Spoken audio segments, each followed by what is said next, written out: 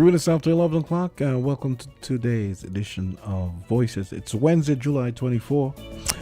This is Jamster. I'm going to be sitting in for Socrates today. And we're going to be having a discussion with Rascalangi. And we should be joined by Fidel Ofahati and Cameron Gill. We'll be discussing some matters of national interest. I'll let Kalonji give a brief introduction, and then we're going to take the break. Kalonji, what's up? Yes, greetings, brother. So Jamster. just let them know what we have in store, then we go take the break and come back and we get into it. Well, basically, we're here launching a campaign to, in particular, dealing with Fines Avenue. We, the people of conscience and members of the African Consciousness Movement, basically sharing information with the public that the disrespect Governor Fines had for African people, where basically he states that we should not be educated. And we examining the information, we think that it is fitting for we now in this generation to have the name of Fines Avenue changed to a local person. But before I go any further, Brother Jamster, I'd just like to heal up the brethren and sistren here in the Federation of Singits and Nevis, and those listening via the internet, the World Wide Web, in the diaspora. And when we come to these microphones, we basically state what Granny say: love one another. What Granny say: respect one another. What Granny say: self-reliance. What Granny say: reparations by any means necessary. What Granny say: this is the sound of the Mau Mau. And in particular, on the continent, we want to heal up all the brothers and sisters them in Kenya who has, taken a stance against the finance bill in Kenya. And they call themselves Gen Zs, but I call them the resurgence of the Mau Mau. And then we give a big shout out to the Alliance of Sahel States, the AES, there in Western Africa, where the Alliance of Sahel States have taken a bold step in order to move our people forward. And basically, the Alliance of Sahel States, the brothers there who took over, is saying basically, look, it's freedom or death, and we're fighting to the last drop of blood. So anybody mess with us, we'll deal with it by any means necessary, as Malcolm said. So, as we continue, we'll share more information. But like I said, big up the brothers in the Alliance of Sahel States. That is the way, that is the path I have blazed for African people to take in this 21st century. Give thanks. Okay, good. So we're going to go take the break and hear from our sponsors, Rams, TDC Floor, and then we get into it.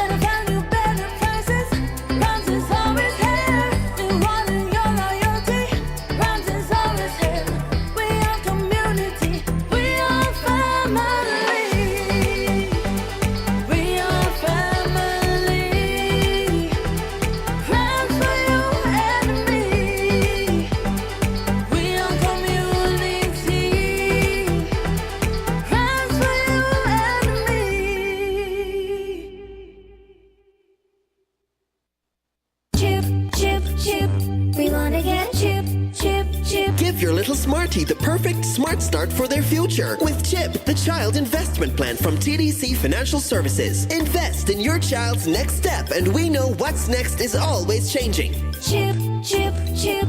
We want to get CHIP, Chip, chip. Chip is a long-term plan with no minimum deposit, no monthly commitment, and you're guaranteed a special high interest rate per annum. I want Chip. I want Chip too. Visit TDC Financial Services today and get Chip, the child investment plan, providing the best head start for every child. Chip, chip, chip. We want to get Chip, chip, chip.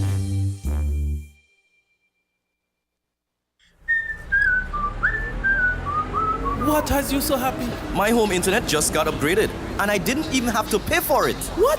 Which network you have?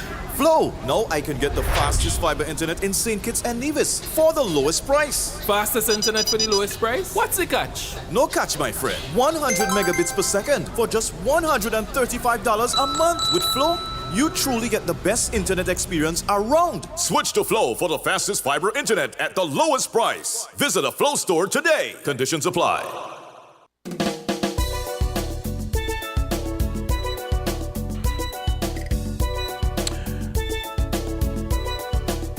And it's 9 minutes after 11 o'clock, and we have Rascalanji in case you're just joining us. We're going to be discussing some matters of national interest.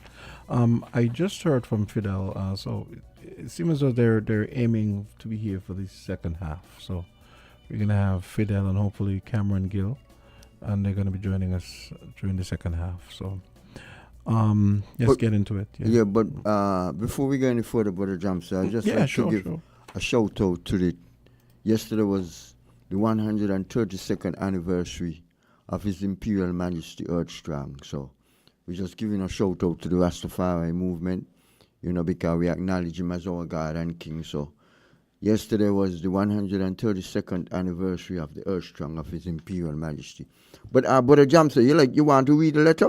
Yeah, I was just thinking the same thing. Yeah. Okay. So this is a letter that was sent by the African Consciousness Movement to Prime Minister Drew concerning the renaming of Fines Avenue. So it goes, Dear Dr. Drew, we the collective people of conscience wish to draw to your attention that after careful consideration and discussion among ourselves, we hereby suggest that the area in West Bastia known as Fines Avenue be renamed. We further recommend to the government that after 40 years of independence, a comprehensive renaming of our institutions and communities should be considered to give recognition to persons who have made outstanding contributions to our development. We suggest further that this process can commence with the renaming of Fines Avenue. In order to put our request about Fines Avenue into context, we wish to draw the following to your attention. Sir Eustace Edward Twistleton Wickham Fines was born in Reading, Berkshire, England on February 29, 1864. He became a soldier and was a liberal British politician who was elected in the 1906 general elections in England to represent Banbury. Mr. Fines rose through the ranks and was parliamentary private secretary to Winston Churchill between 1912 and 1914. In 1921, Mr. Fines was appointed governor of the Leeward Islands. In 1921, a post he held until 1929. We, the people of conscience, after much research, are satisfied that Mr. Fines held much disregard for the working class people of the Leeward Islands and explicitly indicated that it would be a waste of effort to provide education for them. In a speech delivered in Dominica, he stated the following, quote, Everyone should be taught to read, write, and count, but it is futile to cram the brains of the working class with all kinds of stuff which are of no use whatsoever to those whose avocation is to work. Too much education spells the wreck and ruin of the efficiency of the working class, and the working class are, after all, the backbone of every nation.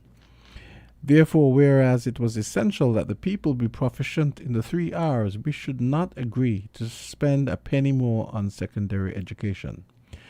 Those who want it should pay for it themselves. End quote.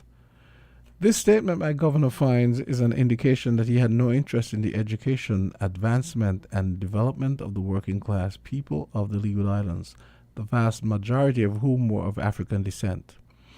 It is our hope that this request finds favor with you and your entire cabinet, and will be more than willing to be a part of a renaming process. With deepest regards. Rascalandri, your humble servant. And the letter was also copied to Marsha Henderson, the representative for Constituency Number 1, and Joel Clark, Minister of Sustainable Development. And also Minister Conwys Maynard. And Minister Conwys Maynard, yeah. He wasn't mentioned here, so, yeah.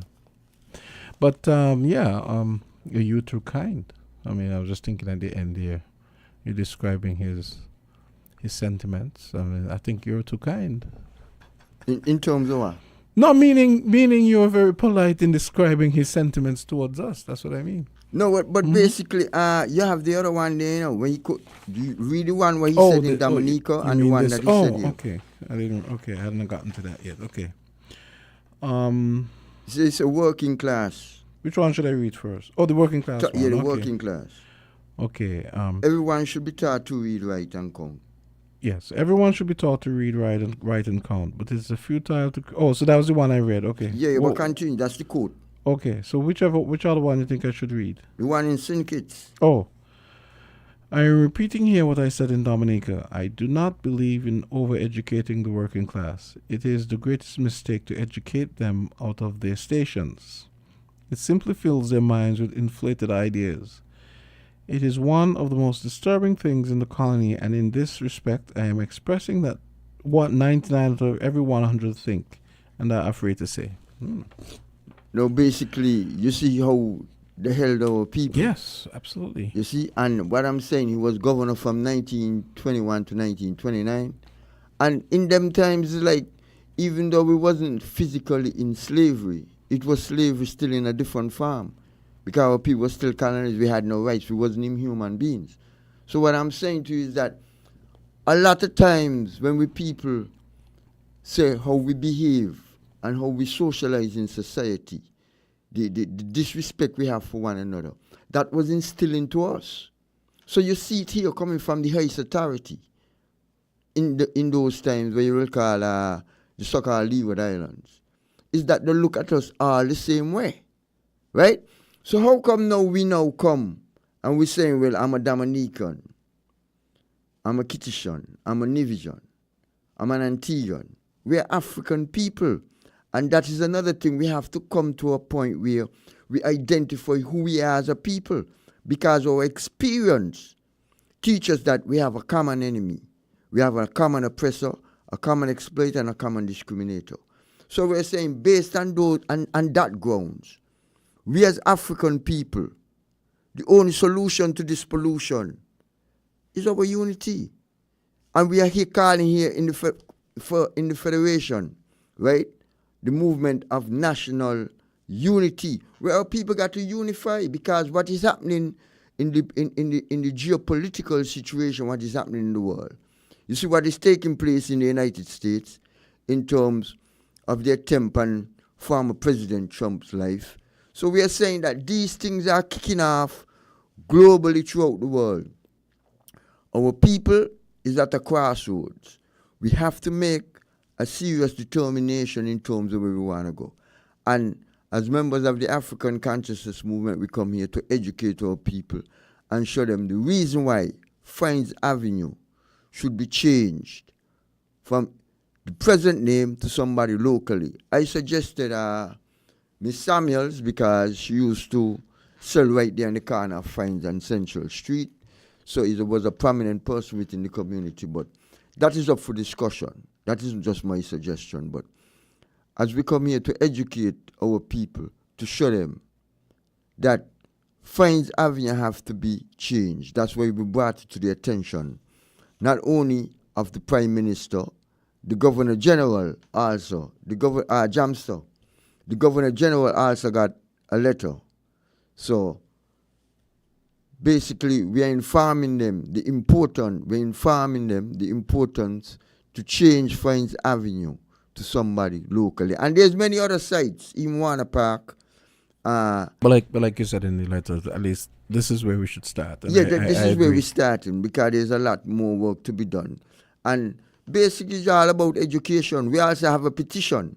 So we'll have a petition in the community so people could come and sign to say that, they're really for changing Fines Avenue to a local name. And we have, like I said, we have the documentation to prove it. Okay. So this letter was sent on July 16, 2024. Have you received a response yet? No, not as yet. Okay. No, because it was just delivered last Thursday. Oh, okay. So Yeah. I guess it was drafted around Yeah, the yeah, 16th. yeah, Okay. yeah. And delivered. Okay. Fair enough. You know? Okay. At what point do you, well, how soon do you expect to hear from them? Well, basically, as soon as possible. Okay. You know, but we just want to let the public know that, you know, they have received the letters that was delivered to them, and we have the signatures of the person who got the letters in the different ministries. Okay. And like we said, the Governor General was also Copied. one also. Okay. So what would be the next step if they turn out to be amenable to the idea? Well, I guess then they will let us know in terms of the process in changing the name. You know what I'm saying? So they will inform us, basically, but we just put in the request out there to let them know, you know, this is how we see it. And that one Durant, who is that one named after? I will have to investigate that. Okay. Joint, who was Joint Avenue, you know? Who was Joint? I don't really know who it is. Yeah, we know a lot about fines. Thibault, I think. Thibault was a black man, and he was okay. he was the well, he used to work at the public works, but he could never become head of the public works because he was a black man. Okay. You understand? But as time goes on and we get more information about different sites, even the Berkeley Memorial, I think the information should be removed because people go up there on the clock taking pictures and they don't even know who Berkeley was. Warner Park, right? Sir Thomas Warner. He was credited for eliminating the native population of this country. And Warner Park was named after him, and the 100th anniversary of he coming and settling St. Kitts. You see? So what I'm saying to you is that we got to put a lot of these things into proper perspective, because we can't keep disrespecting ourselves when we know what these people did to us. We are in control now, so we should be able to determine and set the stage for what we want, you know what I mean, in terms of educating our people and showing respect to one another. You know? It would be even nice if the Warner Park was named even Liam Park. But no, it could be named after a great sportsman. Yeah, I agree. But You know? I just, like, for example, I think East Park Range could be named after someone as well. You know, maybe a sports. These things need to be done. That's what I'm saying, is that since Victoria Road? Huh? Victoria Road, why is it named after, a Exactly. queen?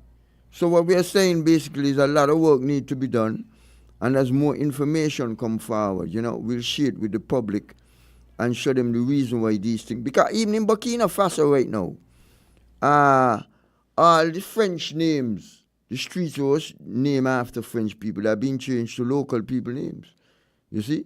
And we see Burkina Faso, the Sahel states, Mali and Niger as the model for us moving forward here in the 21st century, how we should be dealing with the colonialism and the neo-colonialism that our people are still facing in this day. So they're setting the example. Some people say, well, we don't have an example. We see 3 countries come together in order to deal with a multiplicity of issues, from security to being self-sufficient in food, and blazing a trail that our people could follow in terms of true Pan-Africanism and African liberation, because the attack on our people is a global attack. Because we see we're here in the United States now.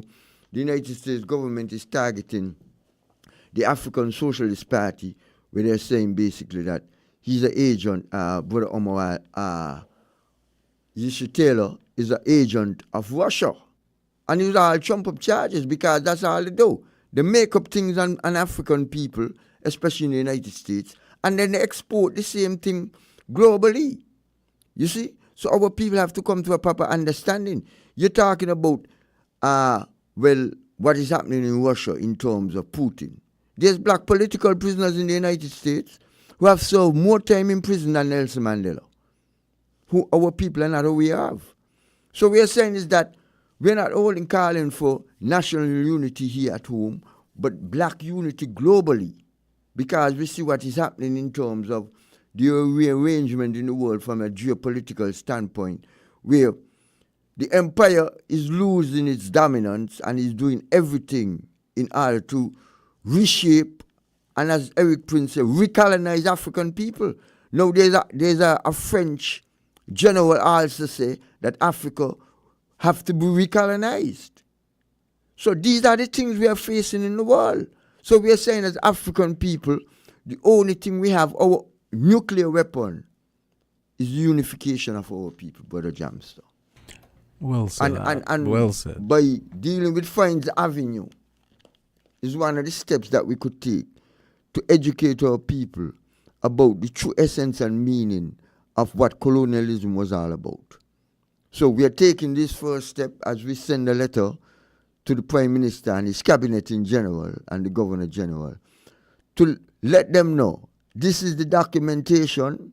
It cannot be refuted because we have all the information. And we're saying that it's time enough we take steps in order to rectify these problems. Okay, so call us at any point you want to become part of the conversation. Of course, you can call us at 466-0989 and 662-0989. I think this is a good time to take a break, and then we come back with Rascalangi. We're different. We're 98.9. 98.9. Win FM. What has you so happy? My home internet just got upgraded, and I didn't even have to pay for it. What? Which network you have? Flow! Now I can get the fastest fiber internet in St. Kitts and Nevis for the lowest price. Fastest internet for the lowest price? What's the catch? No catch, my friend. 100 megabits per second for just $135 a month. With Flow, you truly get the best internet experience around. Switch to Flow for the fastest fiber internet at the lowest price. Visit a Flow store today. Conditions apply. Magnum, my brand. Everybody put a Magnum in the air now. From you a drink Magnum, make me see. Take charge of things now your place now. From the river to the beach to the street. Hot Magnum when me have in a me hand there. Here a sipper, she tell me sweet. Look for me watch for your quick time check. Yeah. Right now a Magnum for your beat. Enjoy yourself every day of the week with a Magnum. My life I forget sweeter. Must be 18 years and older to drink. Drink responsibly. The ultimate summer begins at TDC. Celebrate Culturama's 50th anniversary with unbeatable savings at TDC St. Kitts and Nevis Home and Building Depot. With Berger's Hardware Hustle. Purchase 2 gallons or more of Berger Royale, weatherproof or 404 paint for a chance to win a $1,000 shopping spree. Dive into our indoor and outdoor furniture specials and cool them down AC units and fans. No duty, no VAT. Plus, get 20% off all back to school items from now until August 31st. Shop online for even more deals at shoptdcgroup.com. Transform your home this Culturama 50th with a home renovation loan from TDC Financial Services. The ultimate summer begins at TDC. Visit us today and let the savings begin. Terms and conditions apply. See stores for details. Together we succeed.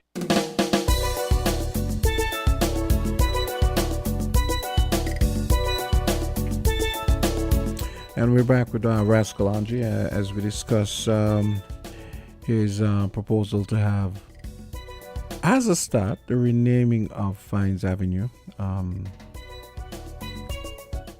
Given that the administrator Fines was not exactly a fan of our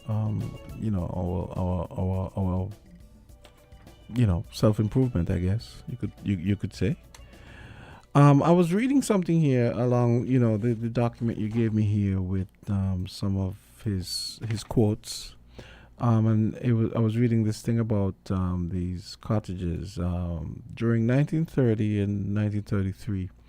156 cottages were erected at St. Johnston Village, Bastille, and at Downing Street, Sandy Point. They were allocated to selected individuals on hire purchase terms ranging between, how do you call that, 10 and 11 and a half? What's that? That's, I guess, it's pence? Okay. Yeah, a pound now. Ranging between 10 and 11 and 2 pence, whatever. The housing situation? Yeah, for a period of 15 years. Even though the rental was subsidized, it was still very much beyond the means of the working class.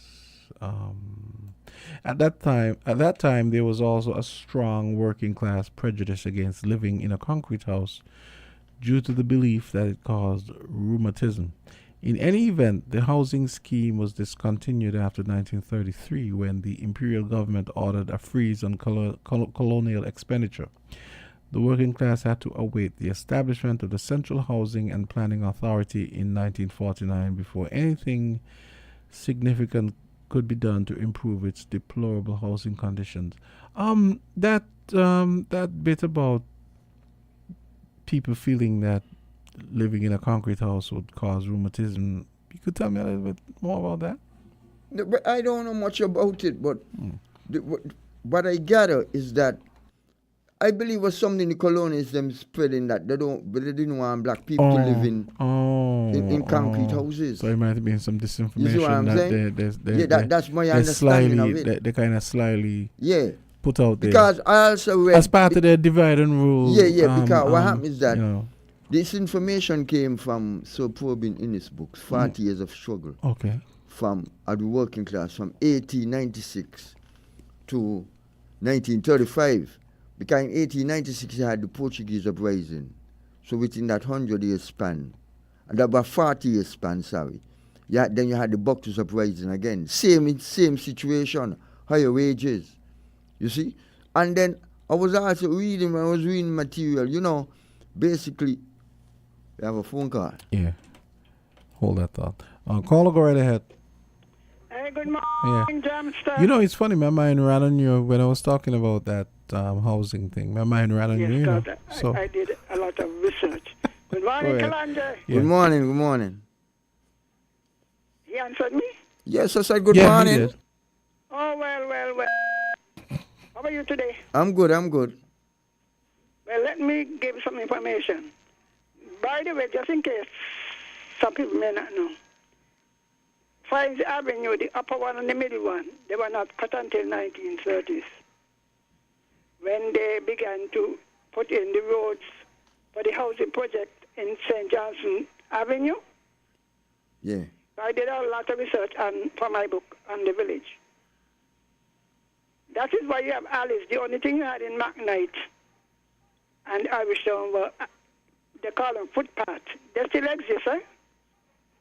So they had to do some moving around.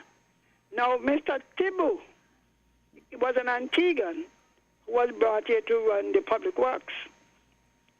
He recounted when he came here, he met the hospital where the nurses had to use the slap buckets. They would catch the whatever mess and then throw it down a chute. He recommended to the governor Fines that he put in what they call water closet. You know the with the chain? Yeah. And he refused. So Mr. Thibault, when the Fort Lads project started in 1929, he installed them in the homes. Now let's go to the housing project. Now those of us from the village, like you, maybe you don't know, St. John was actually like a gut. The water came down from Lagreed, ran across the wood and down. So the houses, all of those on St. Johnson Avenue, they actually were the back of Haysmith Village, marked the boundary. Now the British government gave a loan. In 1928, there was a very terrible hurricane in St. Kitts. There was one in 24, one in 20. You know about that, right? Yeah. And a lot of the houses in Irishtown were demolished. And so they decided St. Johnson was Reginald St. Johnson. That was the name of the governor. Yeah. Who decided the housing project. They secured a loan from the British government to build the houses. And they were to be offered to Africans, people in construction and whatnot, people who had like a constant supply of income. It is true that the people did not believe in concrete houses. Even when I was going, we said, don't walk barefoot in the wall floor, you're going to catch a cold. You remember hearing that? Yes, Hello? yes. I vaguely remember hearing that at least once. Yeah. From Because older people. the first concrete house they built was actually in Hazement Village, up to the top of Millionaire Street. And people would not take them. They tried bringing them in because they said, well, in case of hurricane, I wouldn't go down. But this thing persists. If you sleep on the cold floor, because everybody was sleeping on the floor in those days, you could get a stroke and you wake up with your face twisted. So these things were based on it. Because, the coal is a piece of cloth between you and the floor. And they were barefoot and nobody had no bedroom slippers. So it was strongly believed that you catch a cold in your feet. So in order to get the people to get the houses, well, they knew that the estate workers would not be able to get them because they had to pay, I think, what, 10 or 11 shillings. It's shillings. You see the thing, you see there, shillings. Shillings, okay. Yes, shillings. So they said, he said, give them to the artisans, people who work in the sugar factory, beyond the regular pushers of the furnace. And they had, they were allowed 3 months delinquency. After 3 months of not paying, they could take back the house, put you out, even sell the house content to recover the rent. There were cases where they had to pay on the first working day of the month. There were cases where some people paid on the second day and had to leave. So, and after that, but if you, no, but the contract was you were paying the first working day of the month. Yeah, but what if you're not behind? So if you're not behind, you still have to leave because you paid on the second? No, they were not behind in this situation. You had 3 months. So like how they wouldn't pay for the NHC houses, all of them would have been out. And they would sell them again, So most of the persons who owned them came from people who were maybe builders. They were local people. So they had a little more ordinary disposable. people. They had a little more disposable income because of those who work in trades the and sugar so on. factory. Yeah. Some of them had people overseas. But then what they found out that the local legislature was having trouble because the houses were being sold below the cost of maintaining the debt. So in 1933, they increased it. And then they were less take-up. They started a project in Sandy Point too, in Downing Street. Exactly. The same time in the village. And they became a little more expensive. So what they began to do, they offered land. Once you own the land, you were eligible to apply for one of the houses. Very, very, very interesting story. Because in Sandy Point, they could not get the people to take the houses. I think they built 17 of them down there. And the people, they risk of losing it, put it that way. They were not so willing to take, because imagine that you're paying, and sometimes the crop is off, and you may not get enough money, But in Bastia, so some went down in McKnight, and the same project was done in Antigua. So same wait, kind of housing project. let me ask a question. So those houses would have been wooden, right? No, the wall houses. Some of them still there, Really? You should. Yes. Could you If try you go and? down, some of them have added on, but if you look at the front part, Yeah. they still exist. They had porches. Right. These push-up kind of wooden And windows. how many And bedrooms? they had a toilet. Okay. How many? Oh, really? They had a flush toilets and so on. No. The flush toilets were down in Fort Lance.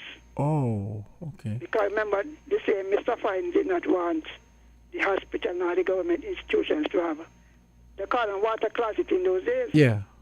But unlike the other people, they had latrine. Remember, latrines did not became popular until 1950s when they had the project, and they started in Sandy Point and Haynes Smith was the first place. So they built detached, like the kitchen. Mm-hmm. The kitchen and the toilet was there. And I just about the water. So the kitchen and the toilet were detached? Yes. Okay. Why would the kitchen be detached? Remember, it's only a two-bedroom house, you know. Oh, a so... two-bedroom. And he had a little veranda. Okay. If you saw the laundry is? Yes. If you come down, I think 2 houses, Kalanja could say. Oh, yes. Yeah. Okay. Yeah.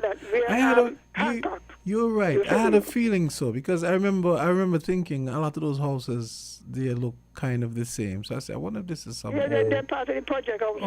Okay. And they're standing strong. A lot of them, and they have some on Cardian Avenue too. What some people did is add on to the back.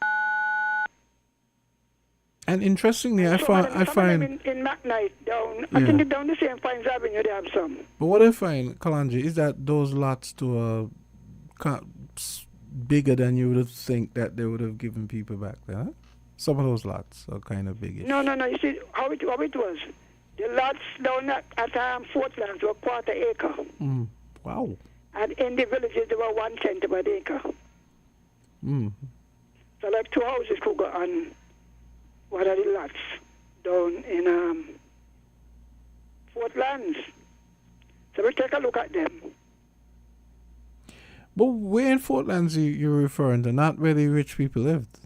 Fortlands starts at the corner of Infirmary Road and Wrigley Avenue. Okay. Go right down to Fort Thomas. Okay. That is Portland.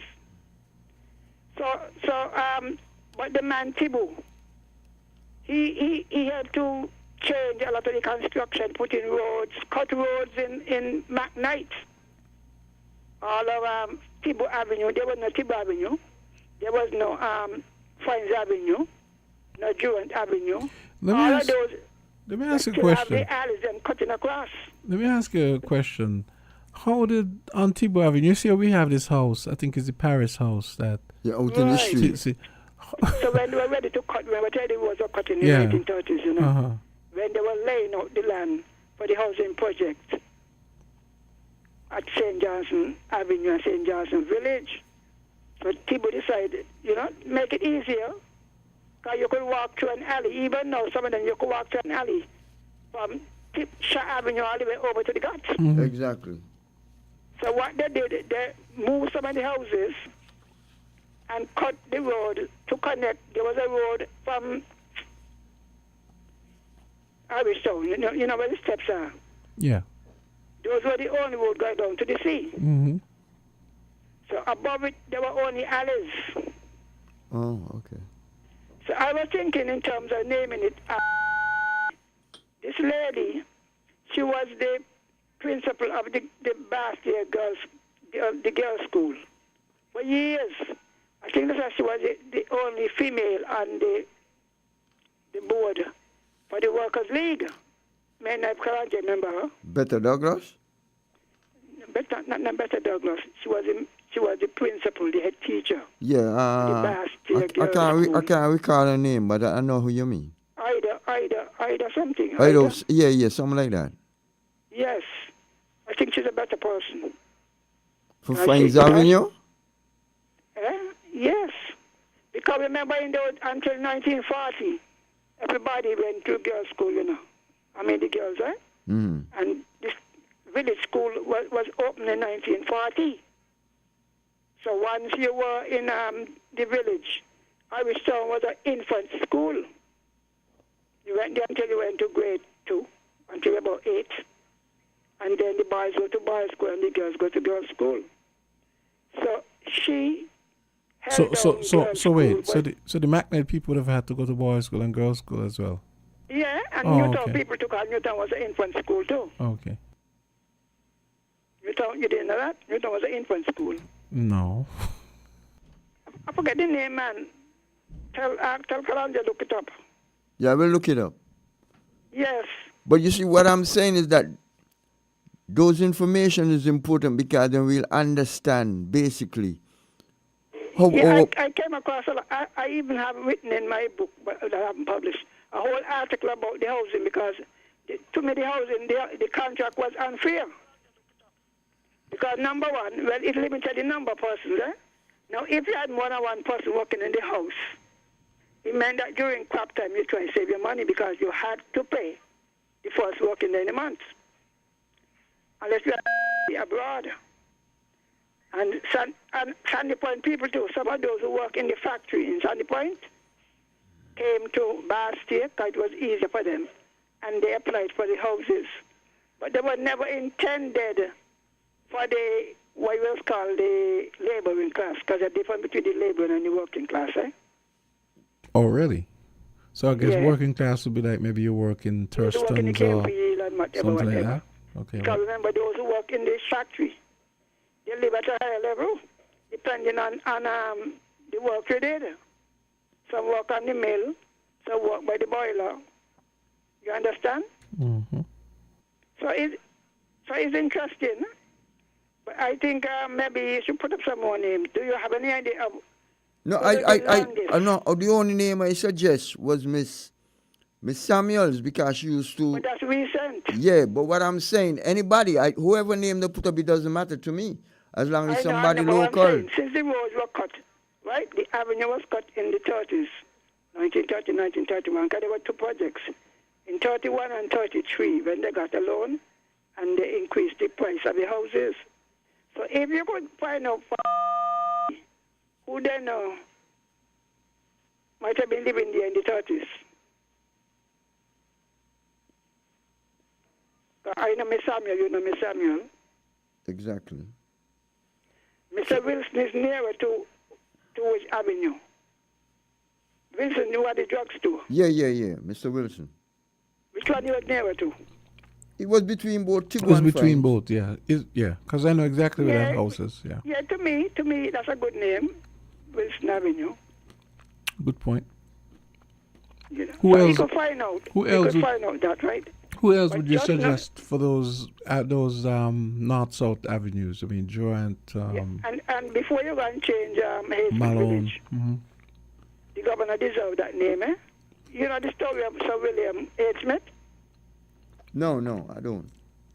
Yes, he, remember I said the slums, Newtown and Irvington were slums, and they decided to extend Bastille. And when they could not go east because we call Pond Pass, there was just slumps and the mosquito infestation. So they decided they wanted to go north, what we call Greenlands. Yeah. So Sir William Hainsmith invited planters, because they were all members of the legislature, to make an offer of land to extend Bastille. The one for Shadwell Estate he offered land, and then on with Berkeley, this man for Ladwich Estate. But the one to the west, which is what we call village now, was cheaper, so he took that one. And he suggested that, well, they settled Hainsmith, where I come from, because that was flat land. If you check the contour of the land was hilly.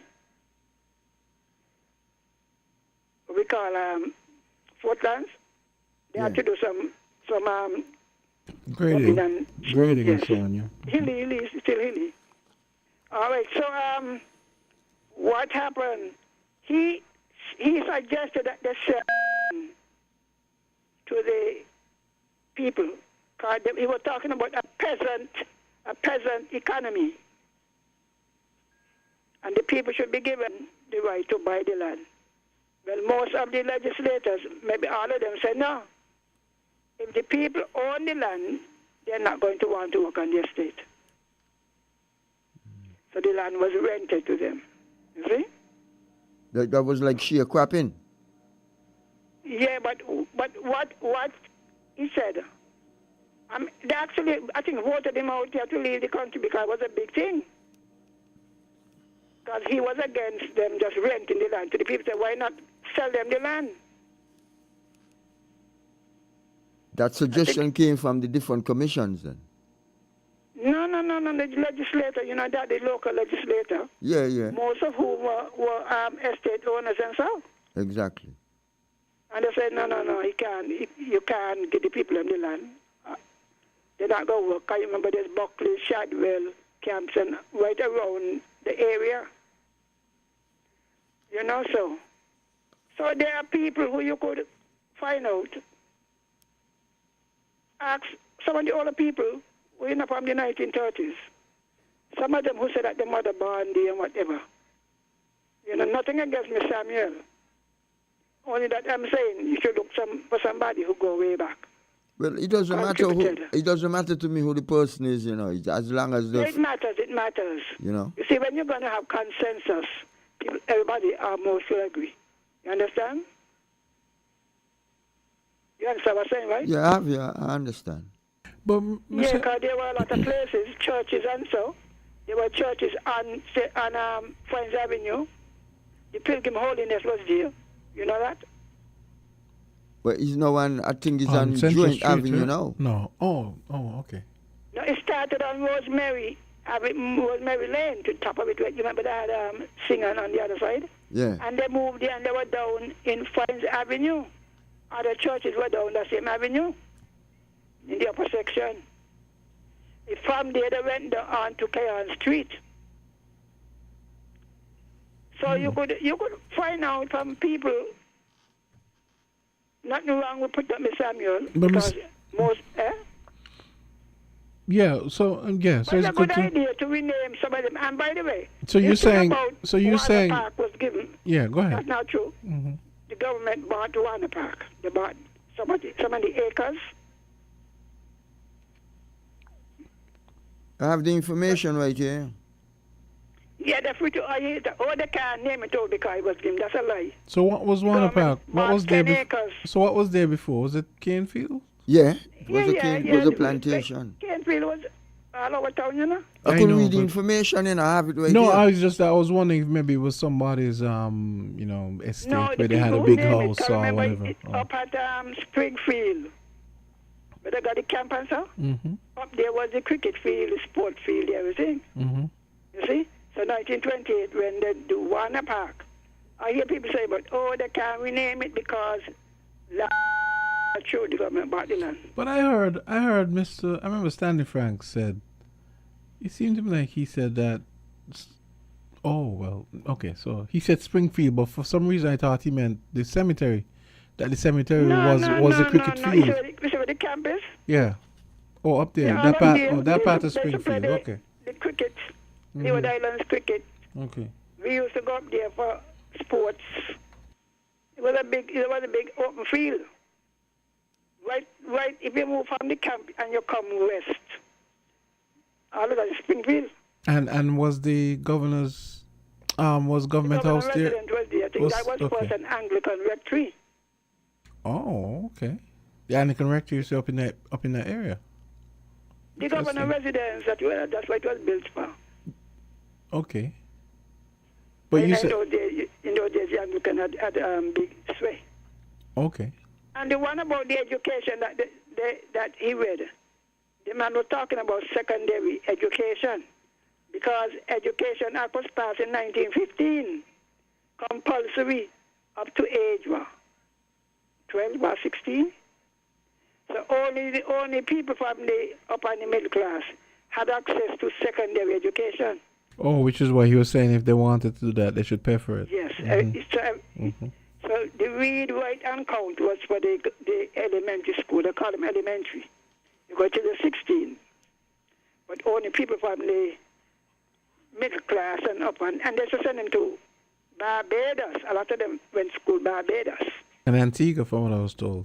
They had boarding schools in Antigua and so on. Even though you had people in the legislature, if you had an outside child, they could not attend the grammar school. It's sometime after they agree, you know, because your father might have be an estate manager and they get you with one of the workers or somebody. But it's interesting. It's interesting because our people need to know the history. But that is the problem that we are facing. We don't know our history. But when we come to NHC, I always say NHC need a similar policy. You should not have anybody living in NHC for years who have not paid anything. So while we might say, Lord, that was hard, how can you explain to anybody reasonable that you have house in a paper, that the government borrowed the money from Social Security to build, and we have to finance the loan? We're not helping our people. It meant that once you got one of those houses, when you work, you make sure you save up your money, because you know at the end of the month you have to have your money. So we have become delinquent.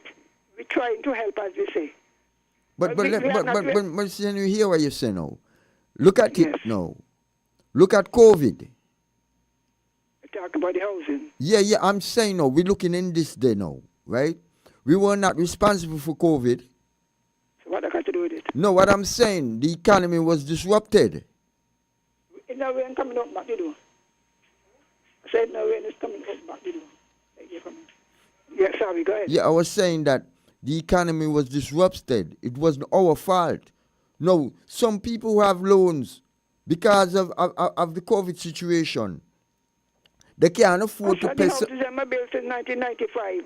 No, I'm not. I'm talking in general. I'm not talking. No, listen what I'm saying now. I'm not talking about back then. I'm talking about in general now. Is that there was the economy was affected by COVID, so certain people now can't meet their demands. They will give moratorium. Yeah, but what I'm saying the economy has not rebounded. It is rebounding. Yeah, but rebounded and rebounding. It is rebounding, but it's not rebounded as yet. Not as fast as we wish. But you got to face the facts. Our people are very irresponsible. Now, that is one of the reasons, So the houses, the cost of building the first set of houses in 1931, right? 31 to 33. The people could not manage the loan. Because remember the colonial office, right? You had to pay. So they said, look, well, we will have to increase the price of houses so that at least the local legislator could manage the loan. So you're going to say, well, who can't pay, don't pay? No, but I'm talking about presently, right? Presently, ask a question. COVID was ended in 22, right? This yeah. is 24. Yeah.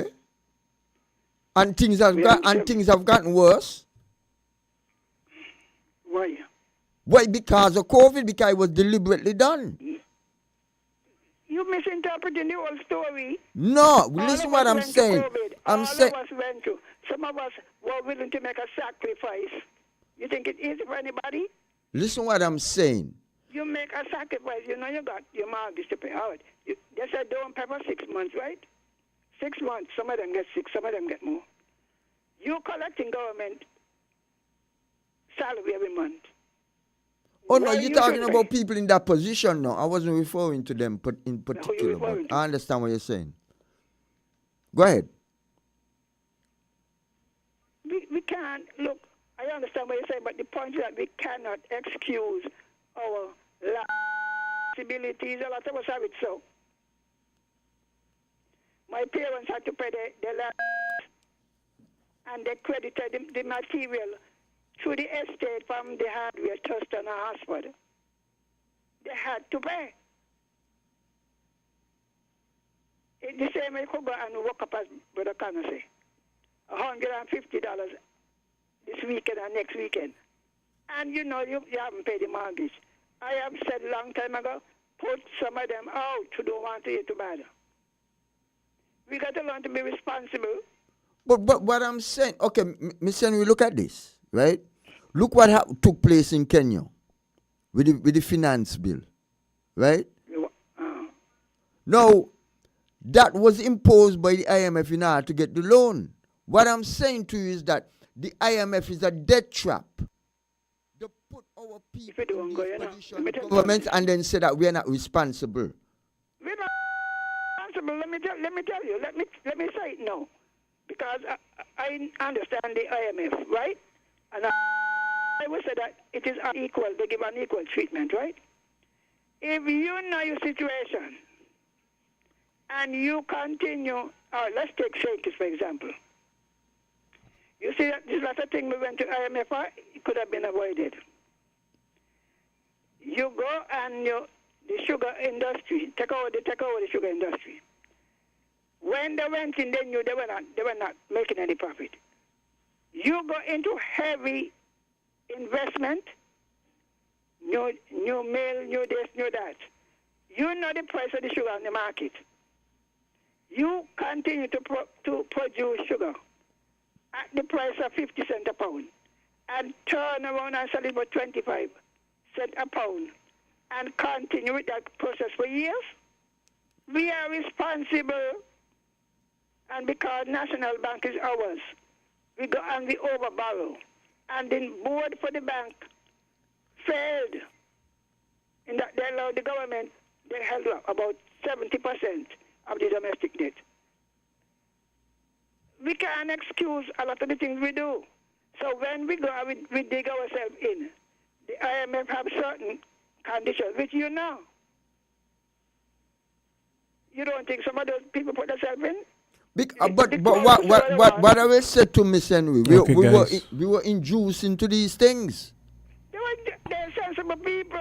Yeah, okay. You have a shop, right? You hear them, come and borrow 25,000. Come and borrow 40,000. They don't induce you. But hear what I'm saying, Miss Henry, right? Let's take Jamaica. You know how long Jamaica on the IMF program? I know, I was there in the 80s. They can be still, though. They're still under the IMF? You ever heard of the economic hitman? I have a copy of it. Actually, okay, good. Yeah, I have a copy of it. When you read the economic hitman, they'll show you how they set you up in order for you to be in debt. Let me get to this. Okay, guys. Miss Henry, it's midday. So you're gonna have to. I was saying it's midday, so we're gonna go on hear the headline news. And this is check out the information. Yes, and you can always join us after the news as well. So right, okay, headline news time. Here we go. 12 o'clock. You found the sound. 98.9. Win FM. We now bring you the headline news. The headline news is brought to you by Caribbean Alliance, The Grange, and Carib Brewery.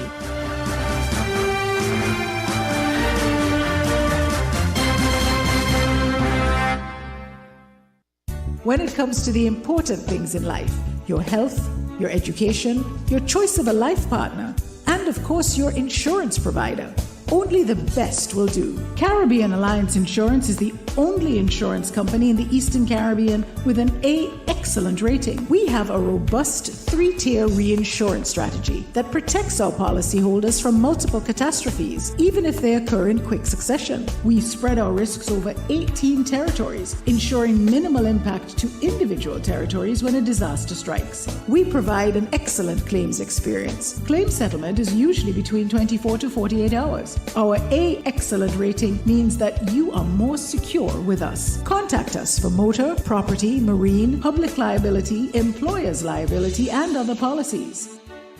Delisle Walwyn, people you can trust. Local agent for Caribbean Alliance Insurance. Tomorrow secured. Did you know that the Grange Healthcare Facility is the first purpose-built, non-governmental healthcare organization on St. Kitts? It's situated at Otley's, 7 miles east of Basseterre in beautifully landscaped surroundings. The Grange has a team of highly trained professionals and provides care that's rated as being comparable with UK and North American standards. The Grange offers varied accommodations to suit your individual needs, and our all-inclusive packages make the cost of care per hour the most competitive on the island. Services include convalescent care for all ages, daycare facilities for older adults, rehabilitation services, and training and continuing education for healthcare providers.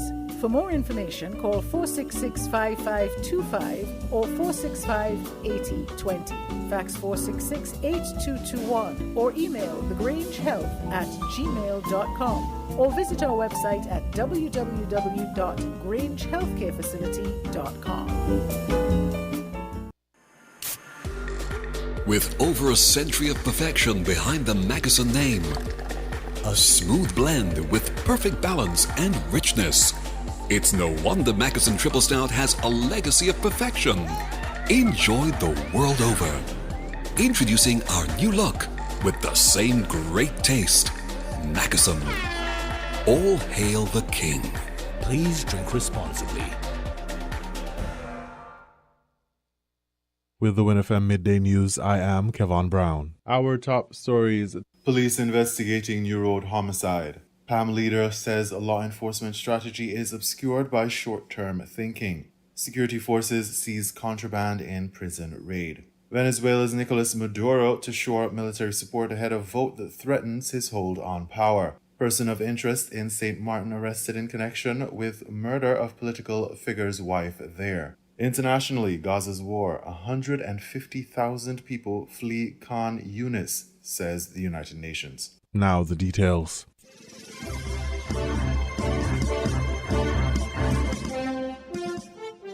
The Royal St. Christopher and Nevis Police Force is investigating another homicide in St. Kitts. The homicide is a result of a shooting on July 23, 2024 in the New Road area. At the time of this report, the police had not confirmed the victim's identity or any specifics of the crime. Social media has alleged that the victim is Sandra Roberts. More on this as information becomes available.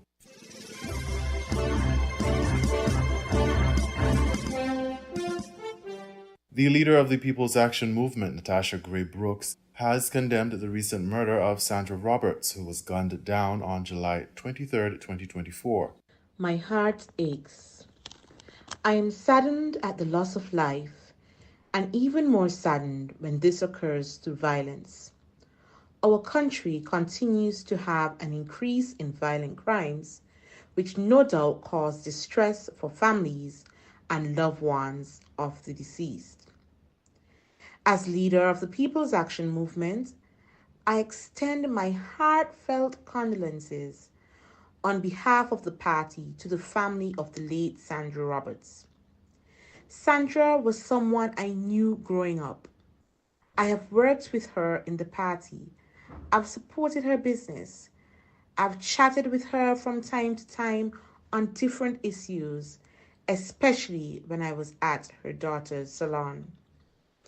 It was very difficult for me to wake up to the news of her killing this morning. The PAM leader suggested that law enforcement's work currently focuses on short-term results instead of getting to the root cause, and called for more action to curb what some people in the Federation of St. Kitts and Nevis have described as increased criminal activity. When will this end? It is time for all of us to be part of the conversation about how we tackle violence crime, which is impacting our society.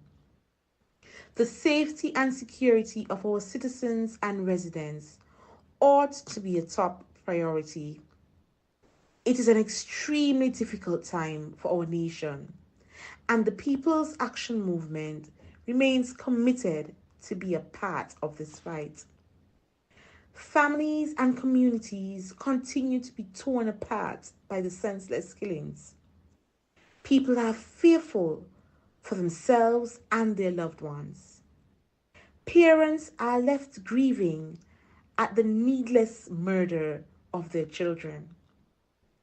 I can't help but share the heartbreak of the grief-stricken families and the worries of the fearful communities. These emotions must drive us to do all we can to prevent more tragedy. We need to do all we can to get rid of this scourge from our nation. The crime issue has been obscured by short-term thinking, and as a result, we are prevented from tackling the root causes. The murder of Sandra Roberts is the 19th in the Federation of St. Kitts and Nevis. The Commissioner of Police, James Sutton, in a recent statement continued to reiterate that crime prevention is a shared responsibility and urged the community to collaborate to enhance safety and security across the Federation.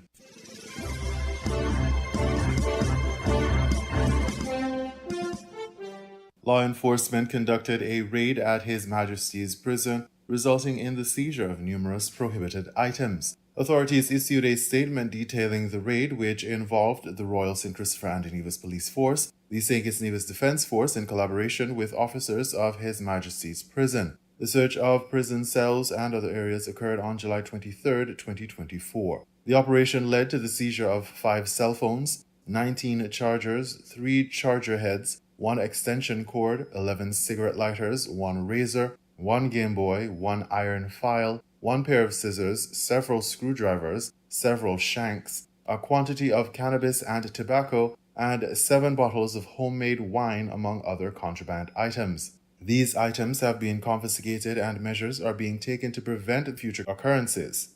Contraband in correctional facilities include illegal items such as drugs and weapons or prohibited items such as cell phones. Prison staff are required to detect and confiscate contraband quickly to prevent drug abuse, violence, and further crimes. Commissioner of Corrections Franklin Dossett stated, quote, "Recovery of these contraband items underscores our commitment to ensuring a safe and secure environment within His Majesty's prison. We will continue to work to uphold the integrity of our correctional facilities and protect the well-being of all individuals within our care," end quote. Commissioner of Police James Sutton added, "This joint operation highlights the importance of interagency cooperation in addressing security challenges. We remain committed to supporting the officers of His Majesty's prison in their efforts to maintain a secure and orderly environment," end quote. The statement further stated that the Royal St. Christopher and Nevis Police Force will continue to work closely with His Majesty's prison to conduct regular inspections and enhance security measures within the prison. Anyone with information regarding the smuggling of contraband into the prison is urged to contact their nearest police station or the Crime Stoppers hotline at 707.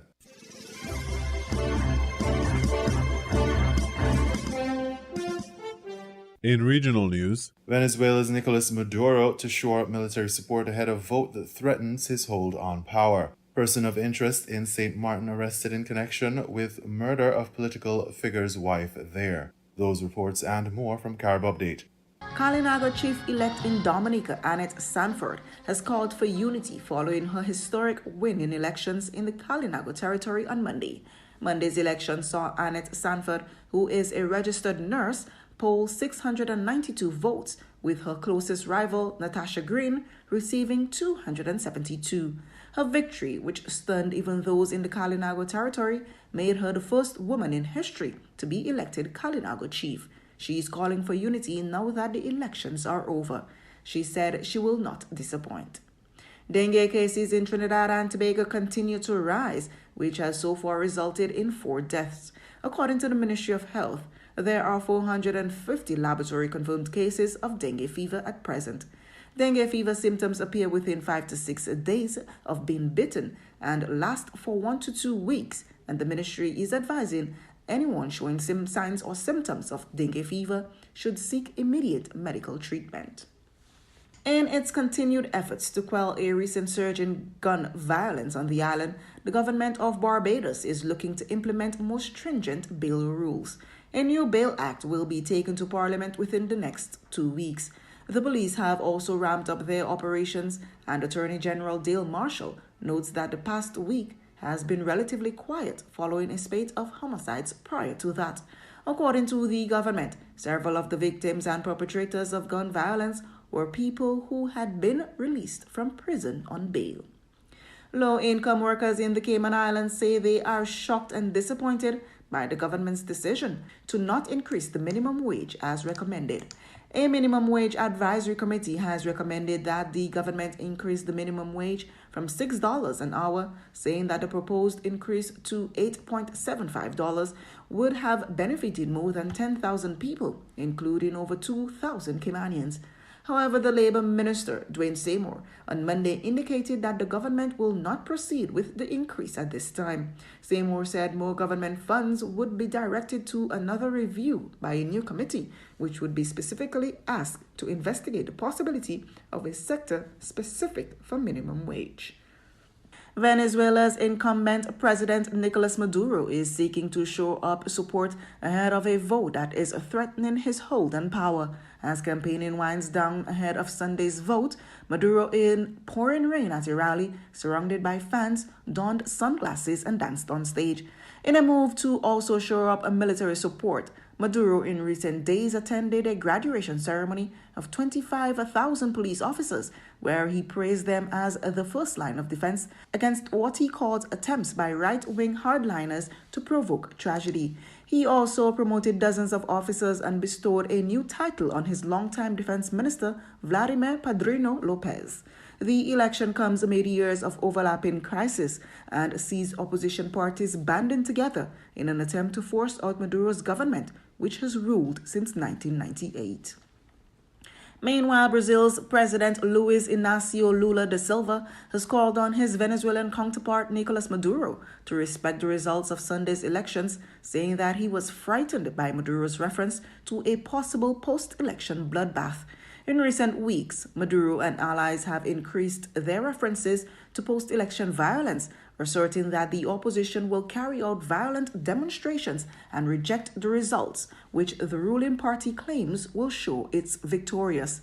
Speaking to reporters at the presidential residence in Brasilia, Da Silva said Maduro knows that the only chance for Venezuela to return to normality is to have an electoral process that is respected by everyone. But speaking at a rally on Monday, Maduro assured supporters that there will be peace and tranquility before, during, and after the July 28 election, as he is the only candidate that has the support of the people, the communities, and the Bolivian National Armed Forces. But Da Silva said if Maduro wants to contribute for growth to return to Venezuela, for people who left Venezuela to come back, and to establish a state of economic growth, he needs to respect the democratic process. The veteran leader will send a top diplomat in former Foreign Minister Celso Amorim to neighboring Venezuela as an observer of the vote. In St. Martin, a person of interest has been arrested in connection with the shooting death of Sabine, the wife of Ualichi Movement for Change leader Olivier Arndel. The prosecutor's office said his arrest marks a significant step forward in the ongoing investigation into the late-night shooting last Wednesday that claimed Sabine's life. Her husband and OMC leader Oliver Arndel suffered a shot to his back, and their daughter was also injured in the attack. Guyana has called for an immediate ceasefire in the war on Gaza, saying that the silence has been deafening on a possible solution to end the war. Guyana's ambassador, Rodriguez Burkett, tells the UN Security Council that it is the responsibility of the Council to continue to do all in its power to bring an end to the war. Guyana is also urging the parties to prioritize the protection of civilians as dictated by the international law. Rodriguez Burkett further called for the protection of UN and humanitarian personnel.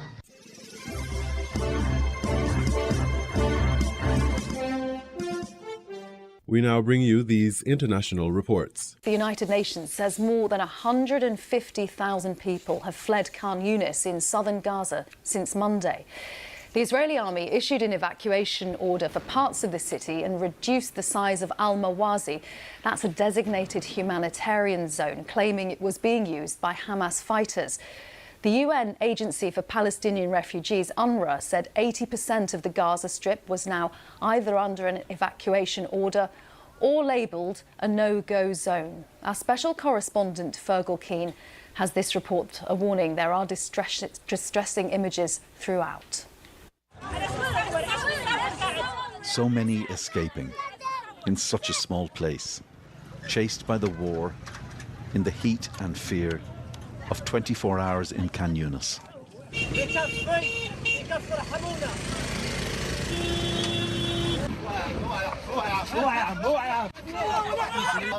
A place of encounters such as these. Ayman Al-Khawaji is running with a child. Not for a doctor. The child is past that, but to a mortuary.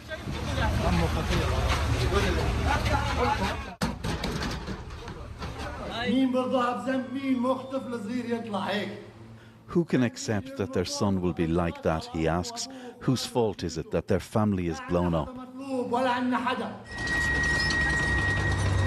The IDF is back fighting in Khan Yunis because Hamas is resurgent here. Urban war where nowhere is safe. To the south in Rafah, Hamas attacking Israeli armor. Hit and run from inside houses. The days of war are now in their hundreds, and each day in Khan Yunis a breaking point for someone. The shattered hospital system is struggling with new wounded.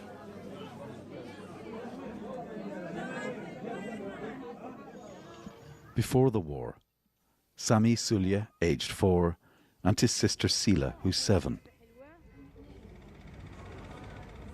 Now in Nasser Hospital. Sila's legs are paralyzed. Sami has severe abdominal injuries. The situation has been very difficult for me, with one child in intensive care and the other outside. I asked an ally of Israel's Prime Minister to respond to international concern about the plight of wounded children in Gaza. Priority for me, in parallel to humanitarian aid that I allow, is to bring back my hostages, including a baby. The Jewish Bibas children, 4-year-old Ariel, 1-year-old Kafir, were taken hostage with their parents by Hamas. There are conflicting reports about whether they've survived. You never ask us, how does Israel feel? How does Israel live with the fact that 2 of her little boys, we don't even know where they are? It's always about the kids on the other side. So I'll tell you something. If you really care about the kids on the other side, make sure that Israel win the war and Hamas does not reign in Gaza. At Nasser Hospital, Ayman al-Kawaji leaves the mortuary, bearing the shrouded child to his grave. Before night comes on, to cover the grieving and the dead. Fergal Keane, BBC News, Jerusalem.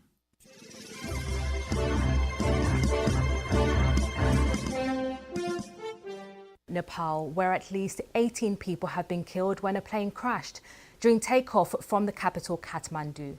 The Saria Airlines flight was carrying 17 company employees and 2 crew on a test flight to the tourist destination of Pokhara. The plane's captain survived and has been taken to hospital. We can now speak to our correspondent in Kathmandu, Sanjaya Dakau, who joins us live from Nepal. Just explain to us what has happened with this crash. What do we know so far? Around 11:15 local time, an airline carrying 19 people on board immediately crashed after takeoff from the international airport in Kathmandu. According to the Civil Aviation Authority of Nepal, 18 dead bodies have already been recovered, and the captain has been rescued and taken to a nearby hospital. Further details are awaited. And how much of a concern is airline safety there in Nepal? Just last year, 72 people were killed in another crash in the country. Just how much of a concern is airline safety there? It is a big concern in Nepal. This is the 4th fatal accident in the last 5 years. And in last 80 years, nearly 70 accidents have happened, and that has taken nearly 900 lives.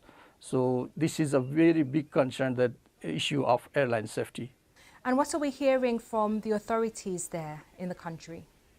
For the time being, there is no official word, just that it happened immediately after the takeoff, and this particular aircraft was carrying a maintenance test flight and was headed towards Pokhara, the western city. More details are awaited still. Emergency services response, how is that unfolding on the ground? Well, since the accident happened very near to the airport, it happened immediately after the takeoff, so the rescuers were there immediately, and the rescue operation is almost over. They were there in minutes.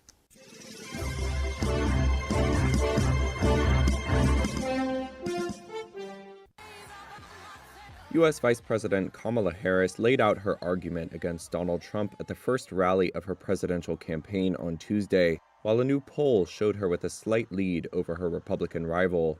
Harris took aim at Trump's vulnerabilities, comparing her background as a former prosecutor to his record as a convicted felon. In those roles, I took on perpetrators of all kinds. Predators who abused women, fraudsters who ripped off consumers, cheaters who broke the rules for their own gain. So hear me when I say, I know Donald Trump's type. The rally saw a crowd of thousands in Milwaukee, the largest city in the battleground state of Wisconsin, which looks to be crucial in deciding November's election outcome. And Wisconsin, this campaign is also about two different visions for our nation. Do we want to live in a country of freedom, compassion, and rule of law? Or a country of chaos, fear, and hate? The crowd's energy was an encouraging sign for Democrats hopeful that Harris can revive what had been a flagging campaign under President Joe Biden. A new Reuters Ipsos poll conducted early this week after Biden dropped out of the race Sunday showed Harris taking a marginal lead over Trump 44 to 42% among registered voters. Compare that to another Reuters Ipsos poll last week that had Biden trailing by 2 points. While both were within a 3-point margin of error, the results could signal movement, if limited, in Democrats' direction. Still, Trump expressed confidence in his ability to defeat Harris in a conference call with reporters on Tuesday. Trump offered to debate Harris multiple times, saying, quote, "I want to debate her, and she'll be no different because they have the same policies." Harris has swiftly consolidated her party support after Biden dropped out of the race and endorsed her as his replacement over the weekend. Her campaign said that by Monday night she had secured support from the majority of delegates who at next month's party convention will determine the nominee, effectively wrapping up the nomination, and that it had raised $100 million since Sunday. Harris also gained 2 more big-name party backers on Tuesday in Chuck Schumer and Hakeem Jeffries, the party leaders in the Senate and House. Meanwhile, Biden returned to Washington after several days isolating at his home in Delaware with COVID-19. His doctor said Biden tested negative and no longer has symptoms. Biden said on X that he would address the nation from the Oval Office Wednesday night, explaining his decision to end his campaign.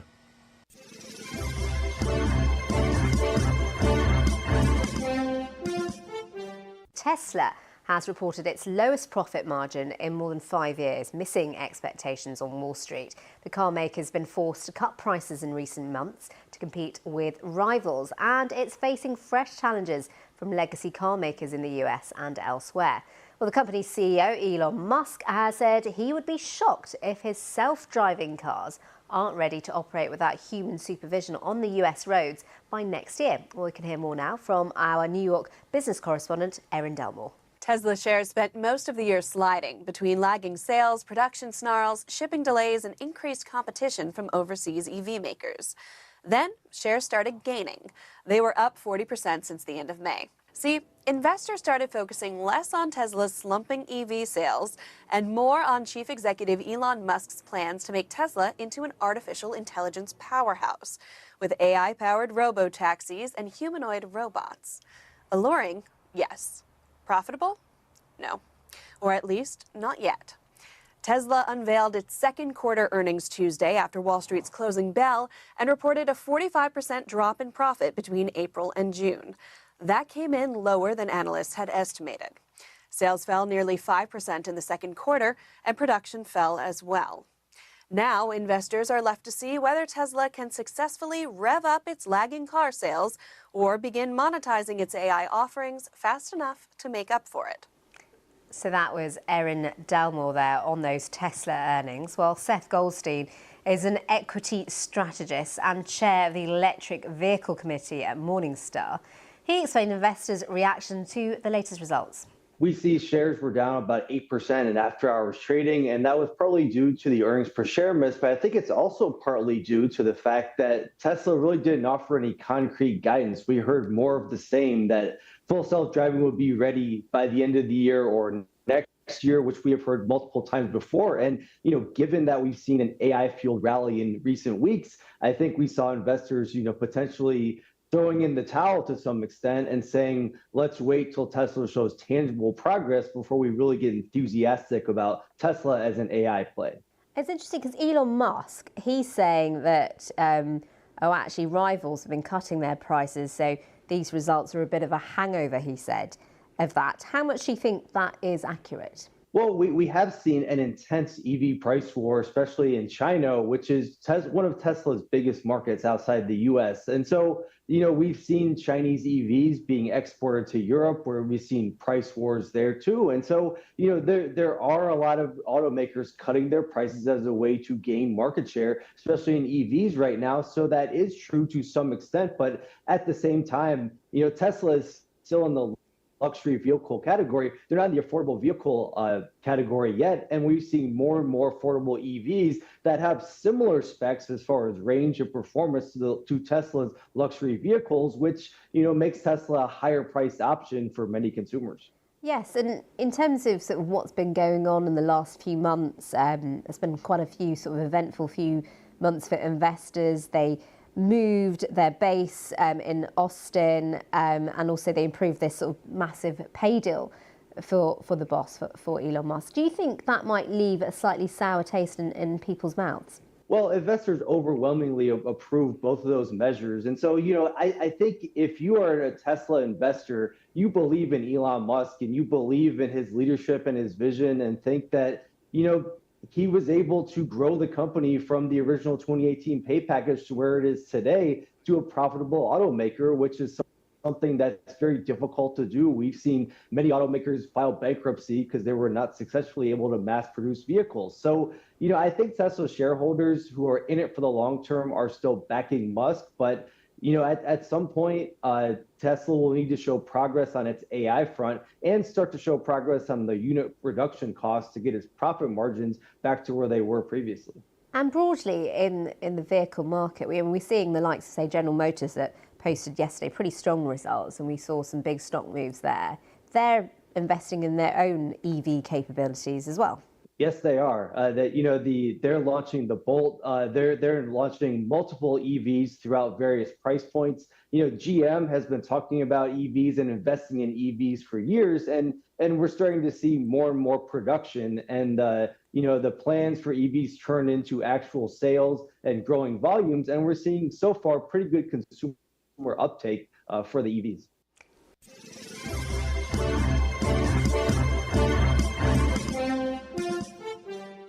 You were listening to the Midday News on WINNFM 98.9. The headlines: Police investigating New Road homicide. PAM leader says a law enforcement strategy is obscured by short-term thinking. Security forces seize contraband in prison raid. Venezuela's Nicolas Maduro to shore up military support ahead of vote that threatens his hold on power. Person of interest in St. Martin arrested in connection with murder of political figure's wife there. Internationally, Gaza's war, 150,000 people flee Khan Yunis, says the United Nations. Thank you for listening. That was the WINNFM Headline News. The Headline News was brought to you by Caribbean Alliance, The Grange, and Caribbean.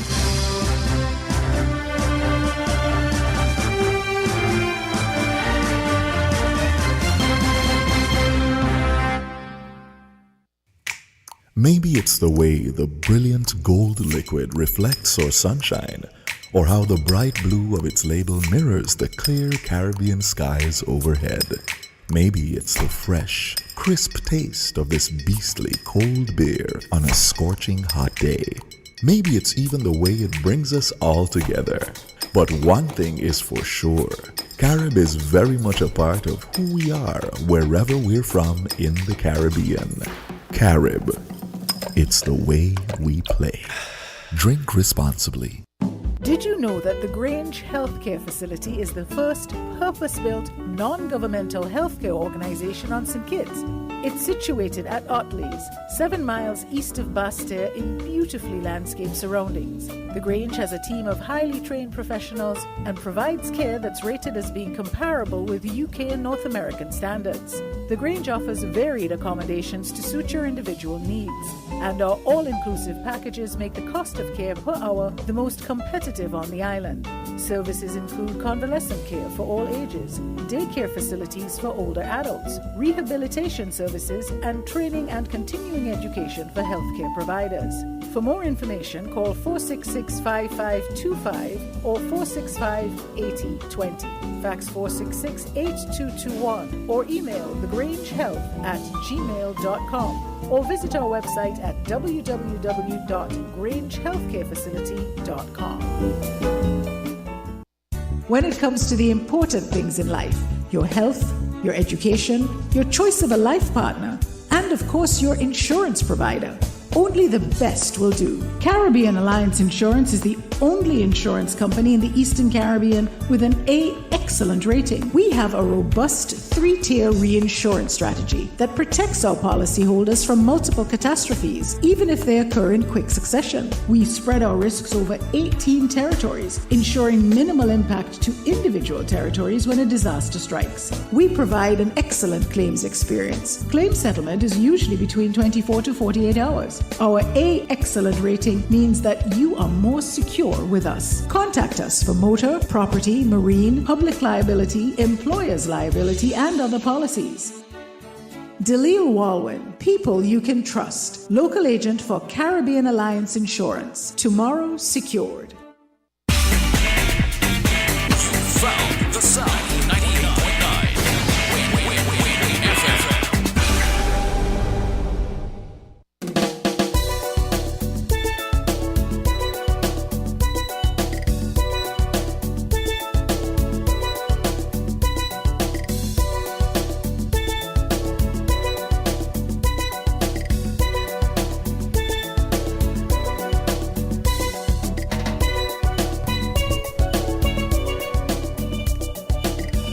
Well, it's 12:34, and we are back for the other half of Voices.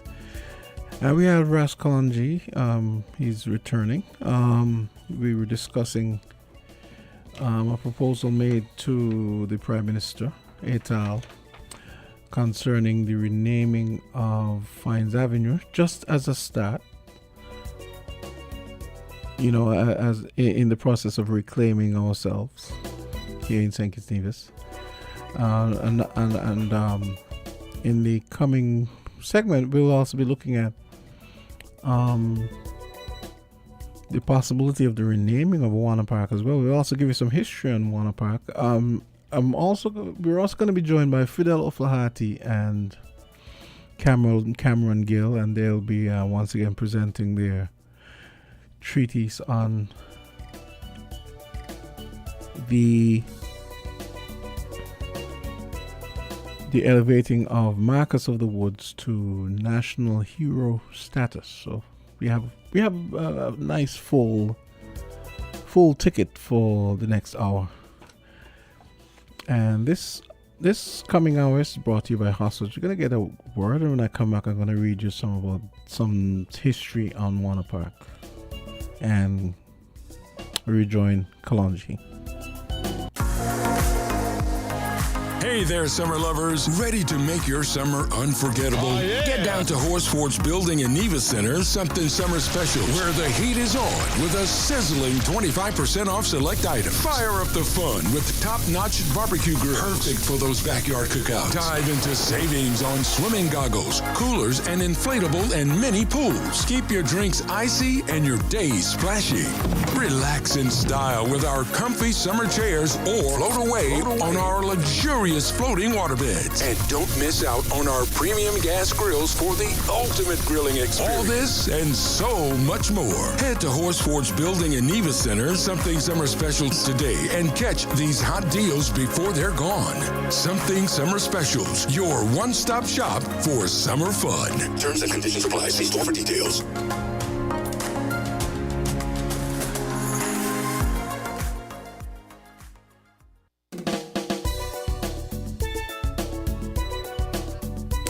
And we are back with Ras Kalonji, and we're soon to be joined by Fidel Oflahati Jr. and Cameron Gill. But do the setup for the next bit with the Warner Park. Go ahead. For Warner Park? Do the setup. Go ahead.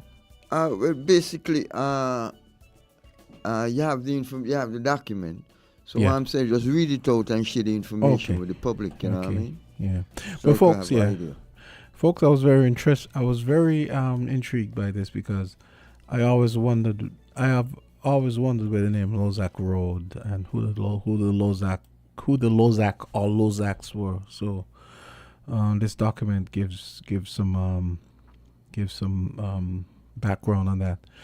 So Warner Park is bordered by Lozak Road on its south side, Victoria Road in the west, the Basti High School on the northern side, and Park Range to the east. Originally, it was part of an estate owned by the Lozak family, a French family that continued to live in St. Kitts after the British gained control of the whole island. In 1817, the original list of slaves records a return of 71 slaves made by John Malzac on behalf of Admiral George Lozak, then owner of the Lozak plantations on the island. 11 of them were born in Africa, 13 were too young to work, and 2 were infirm. Among the remainder there was an overseer, a driver, 2 boilers, a cooper is someone who makes barrels, a distiller, and a carpenter.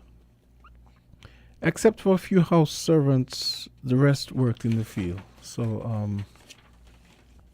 in January 1867, even before the Great Fire of that year, the administration recognized the importance of the land that is now occupied by Warner Park and the Basti High School.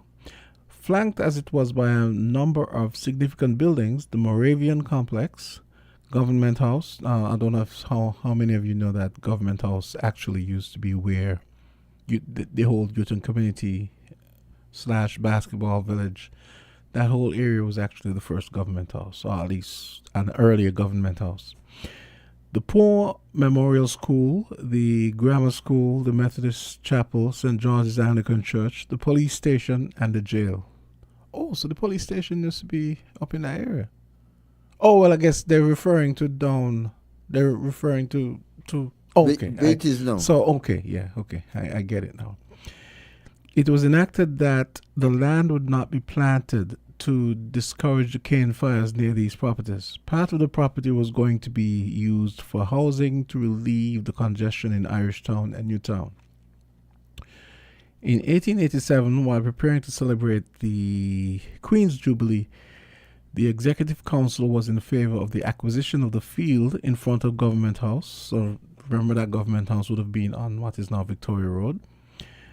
In front of Government House, so that it could be turned into a park to be called Victoria Park. The following year, the Ide of the Town. Okay, the Ide of the Town extension was revived, but this time the idea of the town extension was revived, but this time the idea of building a 35-room hotel was introduced. It was estimated that the project would have cost £6,000. However, the price of the land demanded by Edwin Wade was more than the government was willing to pay. The hotel project was shelved in 1895 when the price of sugar dropped dramatically. The town extension took place to the west of Bastia instead. When the government bought the property to build the park in 1926, it was a part of the Wade plantations, which included College, Douglas, Dalzell's, Golden Rock, Hermitage, Pogson in St. Mary, and Spooners. These were estates acquired during the 19th century by Solomon Wade. But before the acquisition could be made, the money for its purchase had to be raised. On January 28, 1923, St. Kitts celebrated the 300th anniversary of the arrival of Thomas Warner and his group of colonists. This was the beginning of the first successful English attempt to establish a colony in the Caribbean islands. The postmaster, George H. King, had the idea of using this opportunity to raise funds for the construction of a recreation ground close to the town center. Therefore, to commemorate the occasion, the administration authorized the issue of a special stamp depicting Old Road Bay, with a 17th century ship in the foreground and Mount Misery in the background. So the sale of the tercentenary stamp issue raised £3,916, of which £1,400 was used to purchase 14 acres of land from Mary Wade, then owner of Lozak Estate. The remainder of the sum was used to fence the area, plant trees, and sow seed for cricket, football, and tennis grounds. The foundation stone for Warner Park was laid by Governor Sir Eustace Fines on the 21st April 1926. Management was placed in the hands of a committee, and its members were G.C. Johnson, Clement Malone, B. Marshall, A.M. Reed, E.J. Shelford, George King, D.F. Matheson, Landreth Smith, J. Yarwood, A. Davis, T.R. Shepard, Basil Davis, J.M. Sebastian, J. Nathan, and M. Morris. C.G. Thibault, surveyor of public works, designed and oversaw the construction of the pavilion, which was opened in 1928 in time for the Leeward Island Cricket Tournament. The park became the stage on which great cricketers like Paget Berridge, Austin Eddy, George McMahon, Len Harris, Edgar Gilbert, Victor Eddy, Luther Kelly demonstrated their talents and built their reputations. George King, who served as chairman of the park committee for a number of years, did an admirable job. Unfortunately, he may have become a little overprotective and saw his role as one of controlling access to this public space.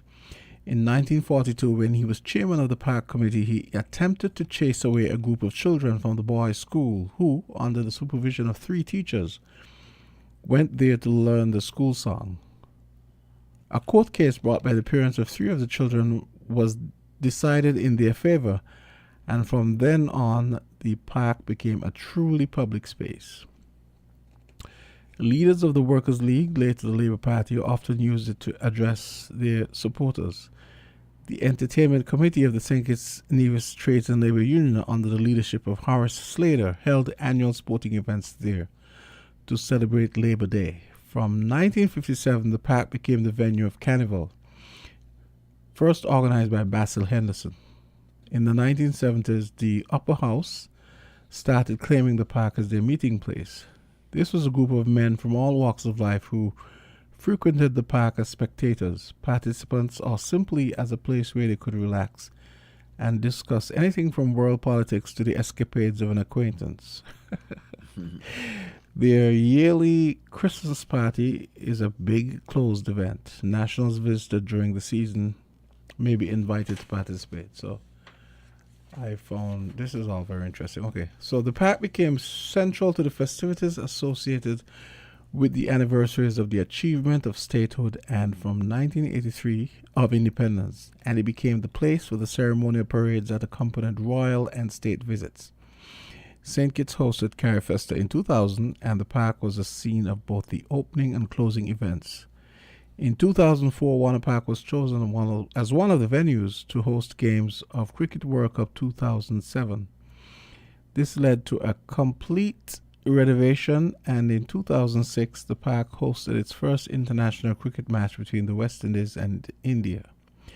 In 2007, Australia, the Netherlands, Scotland, and South Africa played games here as part of the World Cup tournament. Since then, Warner Park has also become the venue of the St. Kitts Music Festival. Very interesting. So now I know, as I was telling you before, now I know where that name Lozak comes from. So Warner Park was basically owned by the Lozaks, you could say. Yeah. Lozak family. Yes. Yeah. Interesting. You know, so it's very important when we know our own story. You know, and we know the origin of these things. But like I say, you know, true, we wasn't informed. The information was, you know, we had to check these things for ourselves. But I'm saying that a lot of problems that are facing us as a people is in our story. But true, we wasn't socialized to deal with these things. We are not aware of them. So we internalize this oppression that we have amongst ourselves and say, well, we did it to ourselves. Eric Prince is telling you straight up, we got to recolonize these people. And then when they recolonize us now, they're going to say, we did it to ourselves. You know, when I saw that, I said, this is wild. I can't believe this guy is actually saying this out. I couldn't believe what I was seeing. No, but you see, like I tell you, the geopolitical situation is what causing this. These tectonic plates, the power is shifting from Washington to Beijing. And they're doing everything in order to maintain it, but they can't do it because they're stretched too thin. You know what I'm saying? So they're using basically the Bretton Woods institution that was established after World War II, because that's what we have now, like the World Bank, the IMF, right? And what I'm saying is that our people and our leadership have to recognize that we are at a historical moment where we are at the crossroads. And the way to our liberation, we have to be clear on what side we are. Whether we say that the people want to keep us in bondage or we want to be free. And we are saying that we are on the path for true African liberation, led by the Alliance of Sahel States, where I think it's 2 weeks ago they had their coming together to make Niger, Mali, and Burkina Faso one. And Brother Abraham Traore, he said, look, we're fighting to the last drop of blood because the only thing that our oppressors respect is power. You see, and once we recognize that and we have the capability of, determining our destiny, that is the path that we have to follow for true African liberation. Because we like to talk about democracy.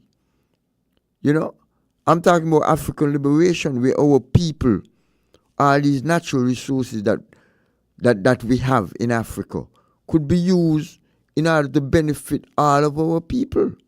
Because like I said, we are the soul of humanity. And once African people are free, then the whole world will be free.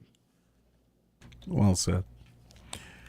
So, okay, I think we should take a call. Hi, caller. Voices, go ahead. Chamster, good afternoon. Hi. Good afternoon to your guest, Kalunji. Good afternoon to everybody there. I'm listening, Good afternoon. Now, I am in agreement, okay, with renaming a lot of stuff in St. Kitts. I ain't have no problem with that.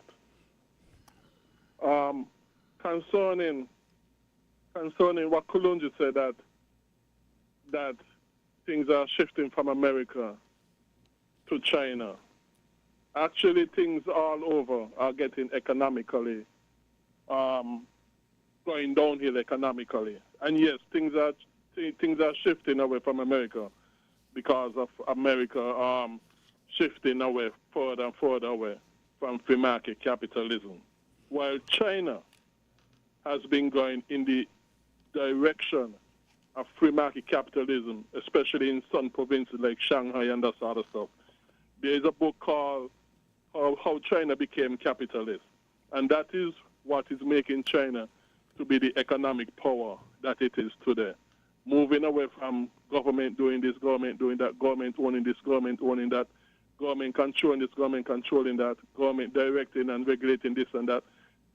Due to those provinces in China that have been moving away and has become economic zones of going more in the direction of free market capitalism, those are the provinces that are doing the best in China and are really the backbone of China becoming the economic powerhouse that it is today, with a lot of American industries leaving America and going to China to make even bigger profits. So that is another point. But on a whole, the whole world is going in more in an economic recession and is really degenerating economically. Why? Because the more we move away from the Bible, is the worse things get. And that includes America. The more she moves away from the Bible, the worse things are getting for her. And same way for China in certain respects as well. But they had to do some things in line with the Bible in order to become a powerhouse, economic power, even though they did it unintentionally and unknowingly. How could atheists do things along with the Bible. That doesn't make sense. Because people, there's a Bible teaching. There's a Bible teaching called the common I mean, mercy, they or actually, some people call it the common grace of God. they actually suppress. Hello? They suppress Christian churches over there and Yes, persecute them. So I know all of that. That is true. But you see, because like I said, there's a Bible teaching that there's something called common grace or common mercy, which I prefer to say, where even the atheists and even the vilest of men, God still puts certain truths in their mind. And God still have them to do certain things that are in line with the Bible. Even though they do it unintentionally and unknowingly, he do it for his glory, and he do it for the good of his people who loves him and are called of him for salvation from all eternity. You know? But like I said, without Christ, we die without Christ, we're going to end up in hell forever and ever. So even atheists, even the worst of atheists, God still do have them do things that are going more and more in line with the Bible. But they do it unintentionally and unknowingly, but they do it by the hand of God, the absolute sovereign hand of God, controlling them and moving them to do what they do. So let me ask you, sort of unrelated. This is more based in the topic at hand. Mm-hmm. Who you have any suggestions for names for, let's say, the renaming of Warner Park or even Pines Avenue? Even Pines Avenue. Mm-hmm. Well, I would say people like maybe you could be pastor for Antioch Baptist Church, Connor. Okay. You could consider him. He's one name I would say you could consider. Actually, Kolanji, that's not a bad idea because maybe like one of the avenues up there, like, I mean, I don't know what you guys, how you guys, village, I don't know how you guys consider St. John's now. It could be one of them for maybe the one by the school. Yeah, maybe the road, the avenue right by the William Connor School could be renamed in his honor as well. So that's not a bad idea, Gregory. What's the name of that one again? The one where Tony Berry is. That's Hello. Wiggly Avenue, yeah. Yeah, Wiggly Avenue, he said. So, yeah, I mean, that could be renamed William Connor. It could be named Connor Avenue. I don't see anything wrong with that. Well, the people in that...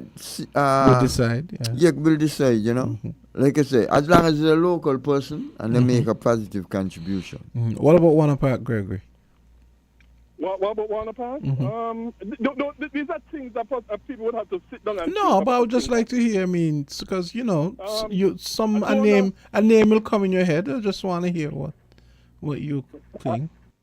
I don't know at the moment, because in order for me to put something in name that is a high honor, and I have to really think hard of local person it should name it. So let me ask you. Okay, but let me ask you. You know, I played Dwyer's commentary from last week, and you know he was talking about he was expressing his hope that for example, you know, the first of the Louis brothers that got selected for the West Indies team, he was awarded $10,000 and I think a piece of land and so on, and they were thinking of naming, I think, a pavilion in the park after him. So Dwyer was expressing his hope that his brother would have a similar, because you know his brother also got selected afterwards. So he was expressing his hope that similar honors would be extended towards Jeremiah. So what do you think should happen as far as the Louis brothers? I mean, given that 96 years after the whole West Indies cricket setup started, we finally have 2 Kitishans on the West Indies team. How could we honor them in the midst of this push to rename Warner Park and other places? Well, again, the Louis brothers they have gotten the honors, but I prefer when you're naming things because it is such a high honor. I prefer that the person have some history of being a model example to people. That's some real long history, like. But you don't think that you don't think ascension to the West Indies cricket team is that's what I say. Seminole? It right. is a great honor. It is a great honor. It is a great honor. But I believe when you're naming something after people, the person is supposed to be an example to people in all areas of life. Not just one area, but in all areas of life. So that the person would be held as a model as how to live in different areas of life and not just one. But let me ask. What they did was great. It's a great accomplishment. Okay, but let me ask you and Kalanji now. I remember last week I was discussing. I was saying when we were talking about it initially. When I played Dwyer's commentary, I was saying, just throwing it out as an idea. I was saying, well, it might be a good idea that you rename Victoria Road. Maybe you rename Victoria Road after one of the Louis brothers. Or they were saying a stand, but a stand is fine. But so Kalanji, in the context of the Lozaks, you think they should perhaps rename? Maybe they should rename Lozak Road, maybe Derek Perry something, or Eddie, Victor Eddie, some prominent sports person. So you think those, maybe all the roads surrounding, instead of calling East Park Range East Park Range, you should probably get somebody's name, especially the fact that it's a sportsman's name, especially the fact that it's right there by the park. What do you think? Yeah. Rename Victoria Road. Yeah. What do you think about that idea? All of them things. What do you think, Gregory? I ain't got no problem. I don't really have no problem. But like I said, I think when naming something, I think the person should have a long history of being a good role model in society in different areas of life. I'm very hesitant when it comes to people who are very young. They need to establish a name as a role model for many years, so that people could say, okay, but this person has lived a life that is exemplary in the different areas of life for young people, especially to model and live on. That's my opinion when it comes to naming things. Okay. I prefer it done to somebody who have lived quite a while as a role model. Yeah. For everybody. Yeah. Okay.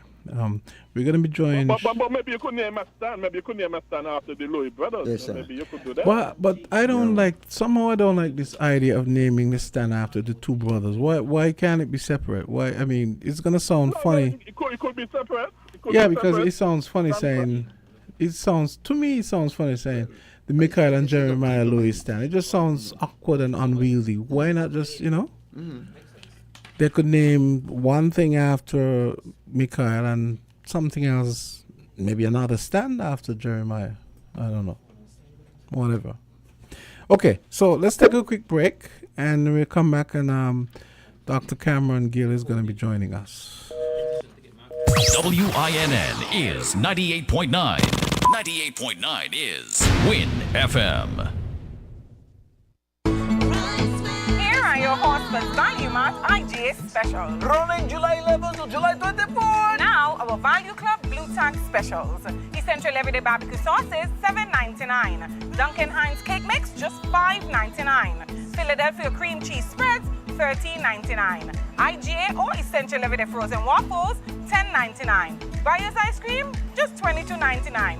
Dawn Dish Detergent, $12.99. And now our very low weekly value deals. Essential Everyday Pasta, $4.99. Essential Everyday Pasta Sauce, $9.99. Most Honey Bunches of Oats, $12.99. La Yogurt, $3.39. Equaline Hydrogen Peroxide, $6.99. Equaline Mouthwash, $10.99. Shop Smart, Shop Value Mart. Tell them in Spanish. Sea listo y haga sus compras aquí en Value Mart.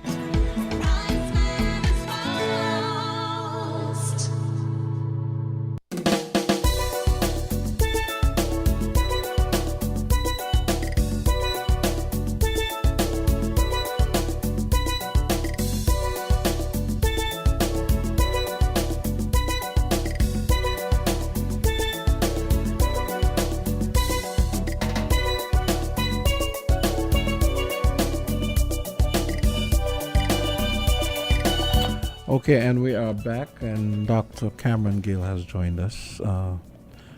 Cameron, what's up? But Cameron, you gotta put on your headphones, What else? No, you keep those. I'll use. Okay, so I told you guys earlier that we're having a discussion on having Marcus of the Woods elevated to national hero, and I imagine I imagine that Cameron is going to give us maybe a progress report of sorts, because the last time he was here, I knew they had just submitted the push for the approval of the government. So Cameron, talk to us. Tell us a little bit about. Sure, no problem. First of all, good afternoon, Jamster. Good afternoon to my colleague here, Kalanji. Pull the mic closer to your mouth. Okay. Apologies, yes. Good afternoon to Jamster. Good afternoon, Kalanji, and to the listening public. Okay, so as Jamster noted, last year, I spoke on the air about trying to get Marcus of the Woods nominated as a national hero. Marcus of the Woods was an enslaved African man who escaped and became a Maroon. He with a band of others led a campaign of resistance against a plantocracy before emancipation, and his activities actually increased after emancipation when the British enforced the so-called apprenticeship, which was basically applied. It was one of the provisions in the Emancipation Act to allow the planters to get several more years of free labor from the enslaved. It was initially planned to be 8 more years, but that was shortened because of unrest and issues with implementing it in the Caribbean. So Marcus of the Woods led a band of others in resistance, and then shortly after emancipation, a large percentage of the enslaved population on St. Kitts abandoned the estate, inspired by Marcus's example, and many of them absconded from the estates into the mountains, etc. You had a campaign of burning of cane fields, sabotage, etc. Marcus led, well, he's unique because he was the only Maroon leader to be active even after emancipation ended. He never signed a treaty, negotiated anything with the powers that be. He was never caught or assassinated. He disappeared. Are you sure about that? I thought I read somewhere that he was never. No, you're thinking about another Maroon leader. There were 2 famous Maroon leaders in St. Kitts. There was one before him who is still unnamed.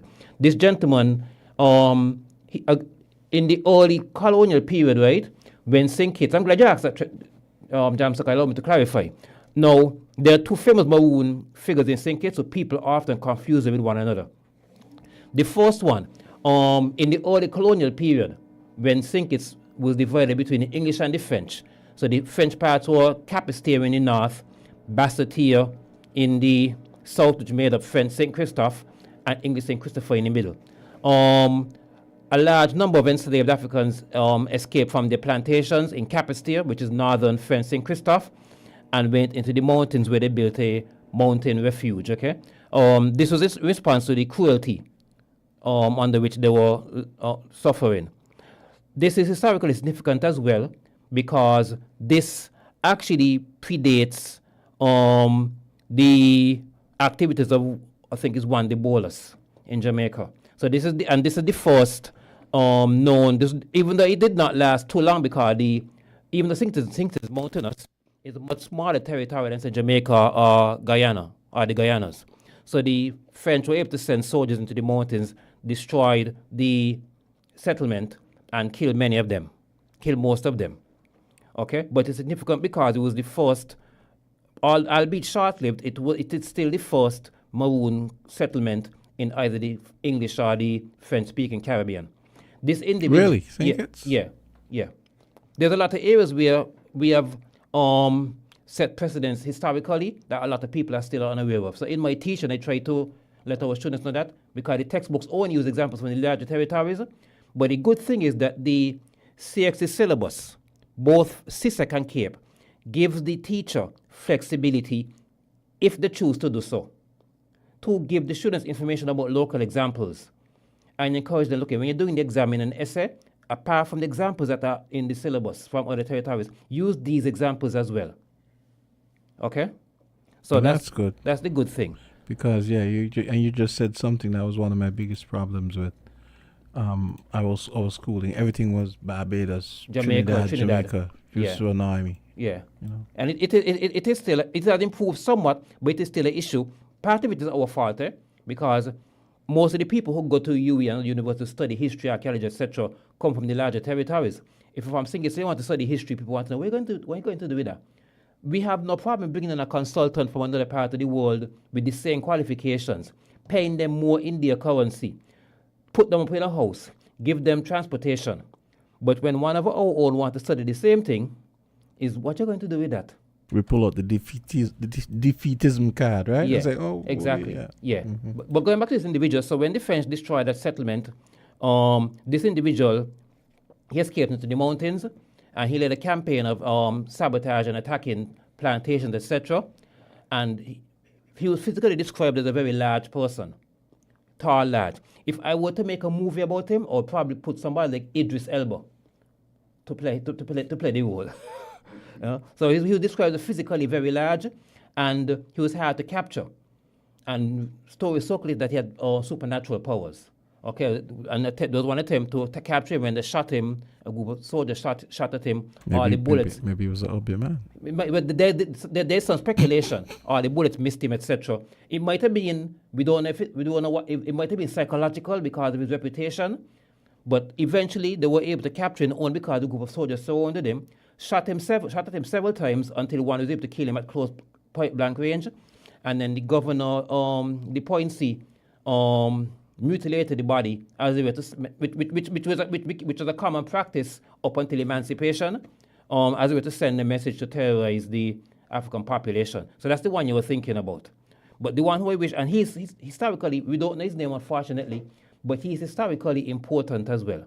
But the one I'm looking to get nominated, the national hero, is Marcus of the Woods, who operated in both the pre- and post-emancipation era, which makes him unique, was never captured, never signed a treaty, disappeared under his own terms. Now we don't know what happened, whether he escaped, because it's hard as a lone person, even though he had supporters, he's operated mostly on his own. It's hard as a lone person to be successful because there's always the possibility of being betrayed, being captured. It is very small. We have our rugged terrain, but we're very small. So it's possible he might have decided to escape to a neighboring island, which is fairly common. Because when I was doing my research some years ago for my doctoral dissertation, I found out that it was common practice in like Sandy Point for enslaved Africans to steal boats or store away on boats and end up in Statia, neighboring islands, and vice versa.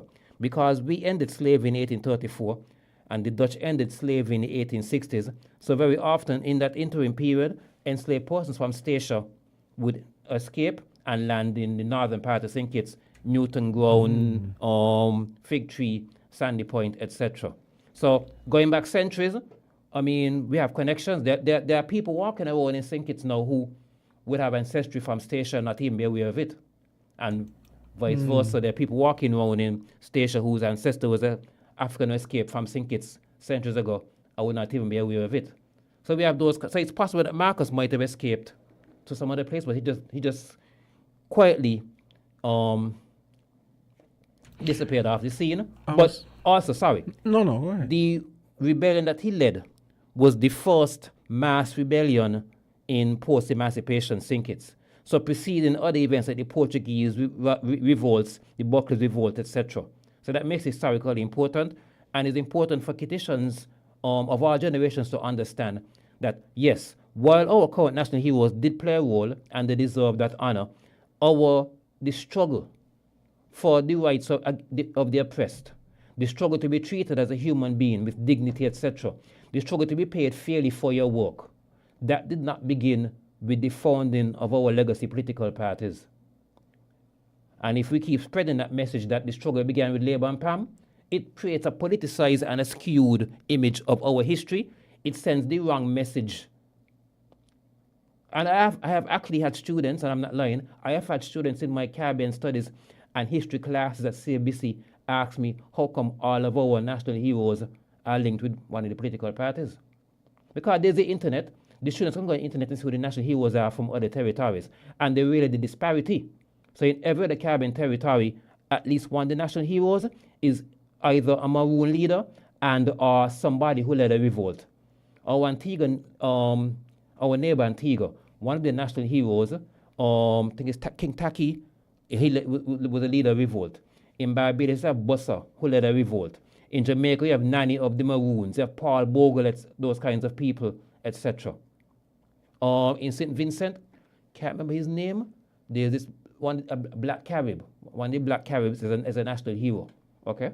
So I'm pushing to get Marcus. So last year, I had formally submitted an application which had been authored by both my late friend Vicky O'Flaherty and myself. to have Marcus nominated as a national hero. We did not receive any response from government. So they have decided to try to circulate a petition to get people behind it and, hopefully give it more visibility. So I created this petition using a website named change.org, which is a highly reputable website.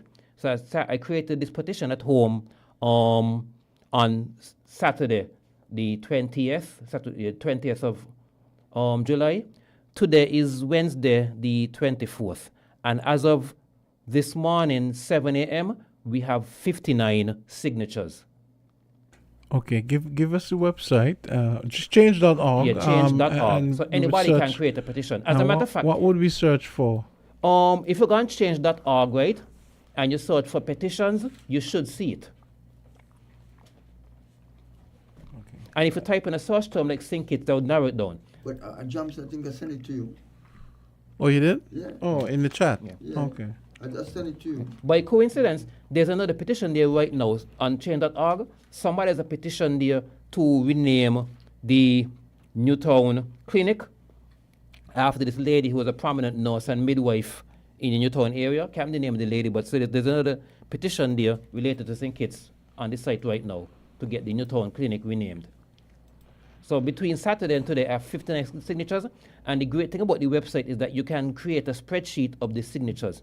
So what I plan to do at some point between now and before independence is every few days I create a spreadsheet. So what I plan to do at some point in the next few days or weeks is print that spreadsheet, put it in an envelope, address it, I think, the cabinet secretary who's in chair of the committee that looks at the national honors, and put that in the envelope addressed to them so they could see these names on the petition. We have 59 now. We should have more by then, by the time I'm ready to print the spreadsheet. And in addition to that petition, I plan to do print another one as well. This is funny, not funny. I just put in St. Kitts in change.org. Mm-hmm. Guess what comes up? What?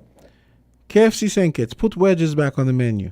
The second one, bring Chick-fil-A to St. Kitts. This is what we're interested in?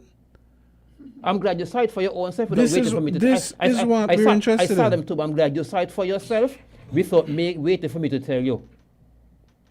Yeah, so we need to get our priorities right. I find. And then the third one now is, now we're starting to get to the sensible stuff. Petition to ban single-use plastics in St. Kitts and Nevis. That's good. But I really didn't want to see KFC and Chick-fil-A up at the top. At the top, come on, man. Come on, y'all. Y'all got to do better than this. It's not even petition to promote a local business or to protect a local business that is in threat of shutting down or something like that. Exactly. Okay, so I'm looking for your thing here. Change the name St. Kitts to Shri Kitts. What? Oh. Anyway.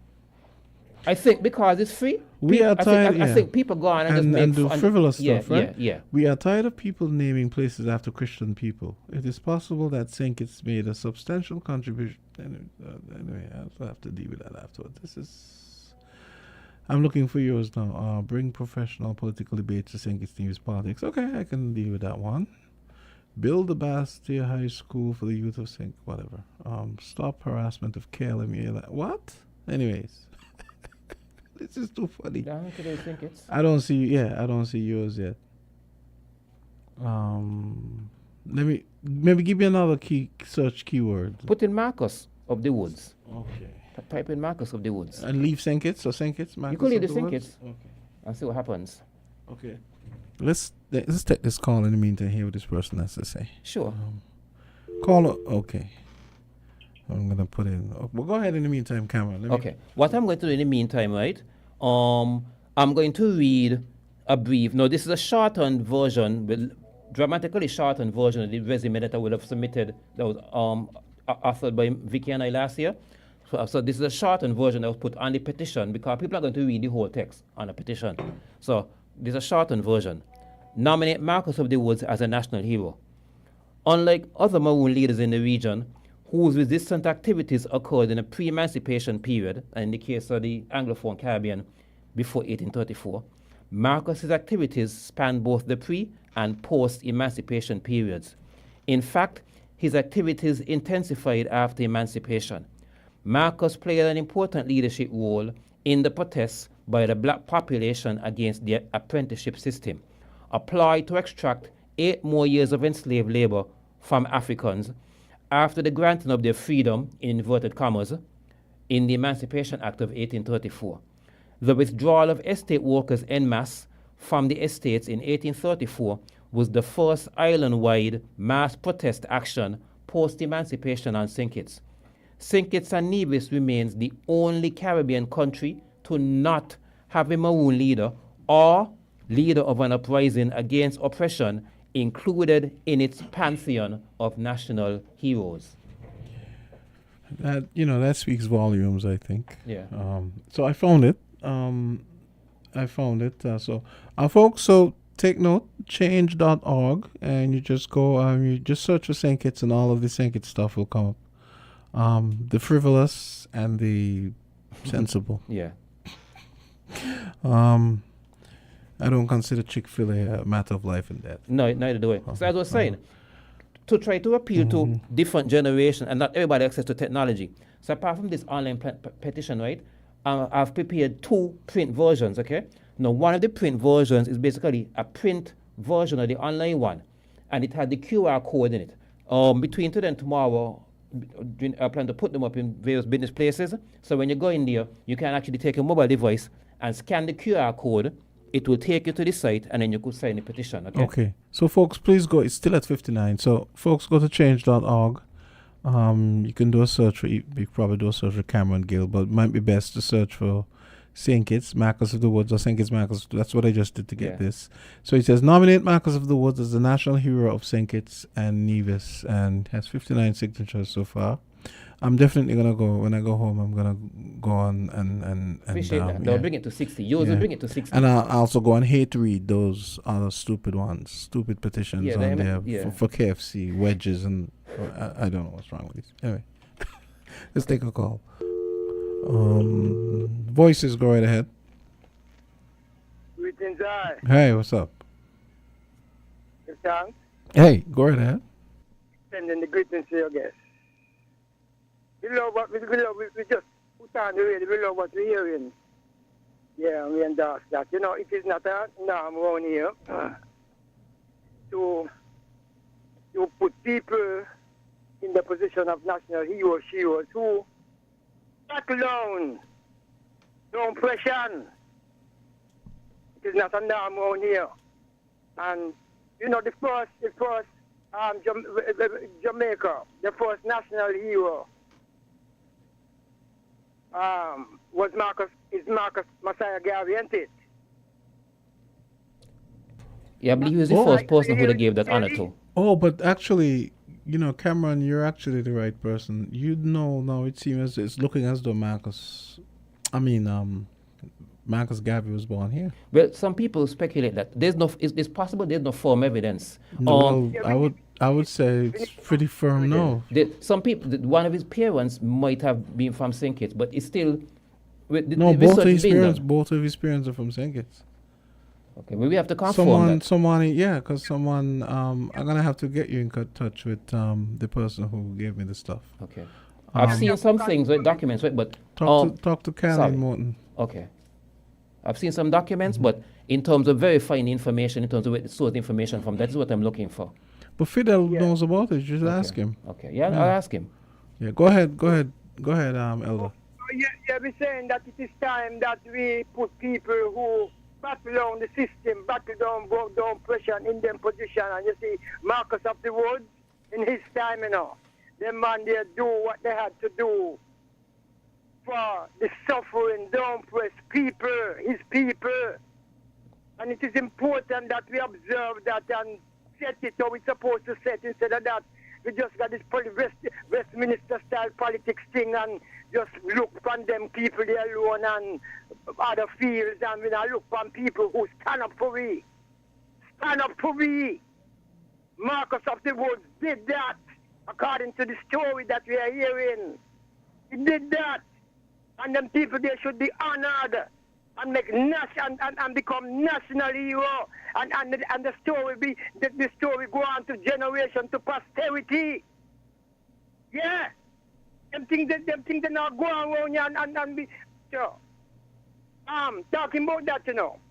We know say you got other things on the table, but we want to, in light of what is happening, that we're hearing a lot about police with the whole for killing.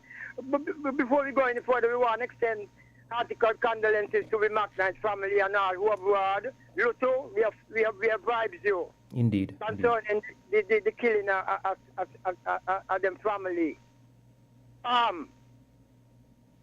This police, this force and forces, what they got attached to the police department, if we move, because it looks like it's encouraging some police officers to embrace excesses and brutality. Down to last night, one of them tried chuck excesses and badness for me.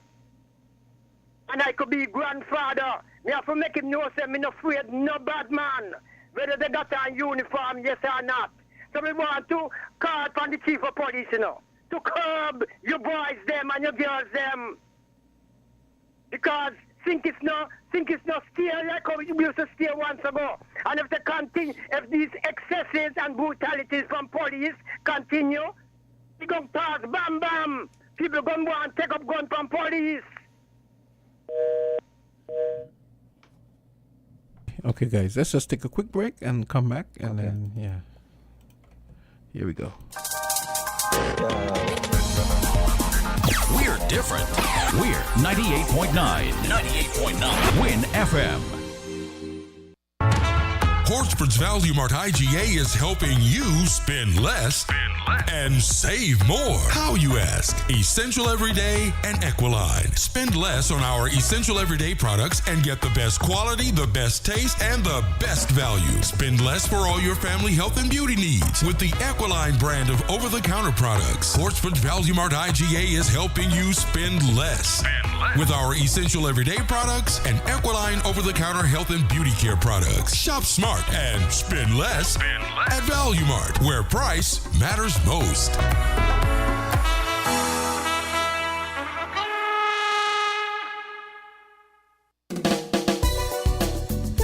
And we're back, and we're here with Ras Kalonji and Dr. Cameron Gill. And it's all about the renaming, the possible renaming, and this renaming, just to start, the renaming of Vines Avenue, possibly Warner Park, and we have Cameron Gill and his Fidel O'Flaherty have been championing the cause of Marcus of the Woods being elevated to national hero. Okay. Sure. So before the break, I spoke about the online petition and the print version that you could scan with the QR code with the mobile device. And there'll be a second version of the print petition, a regular one, because not everybody has a smartphone, especially older persons. There'll be a regular one that you can just, with your pen or pen, just send your name on it regularly.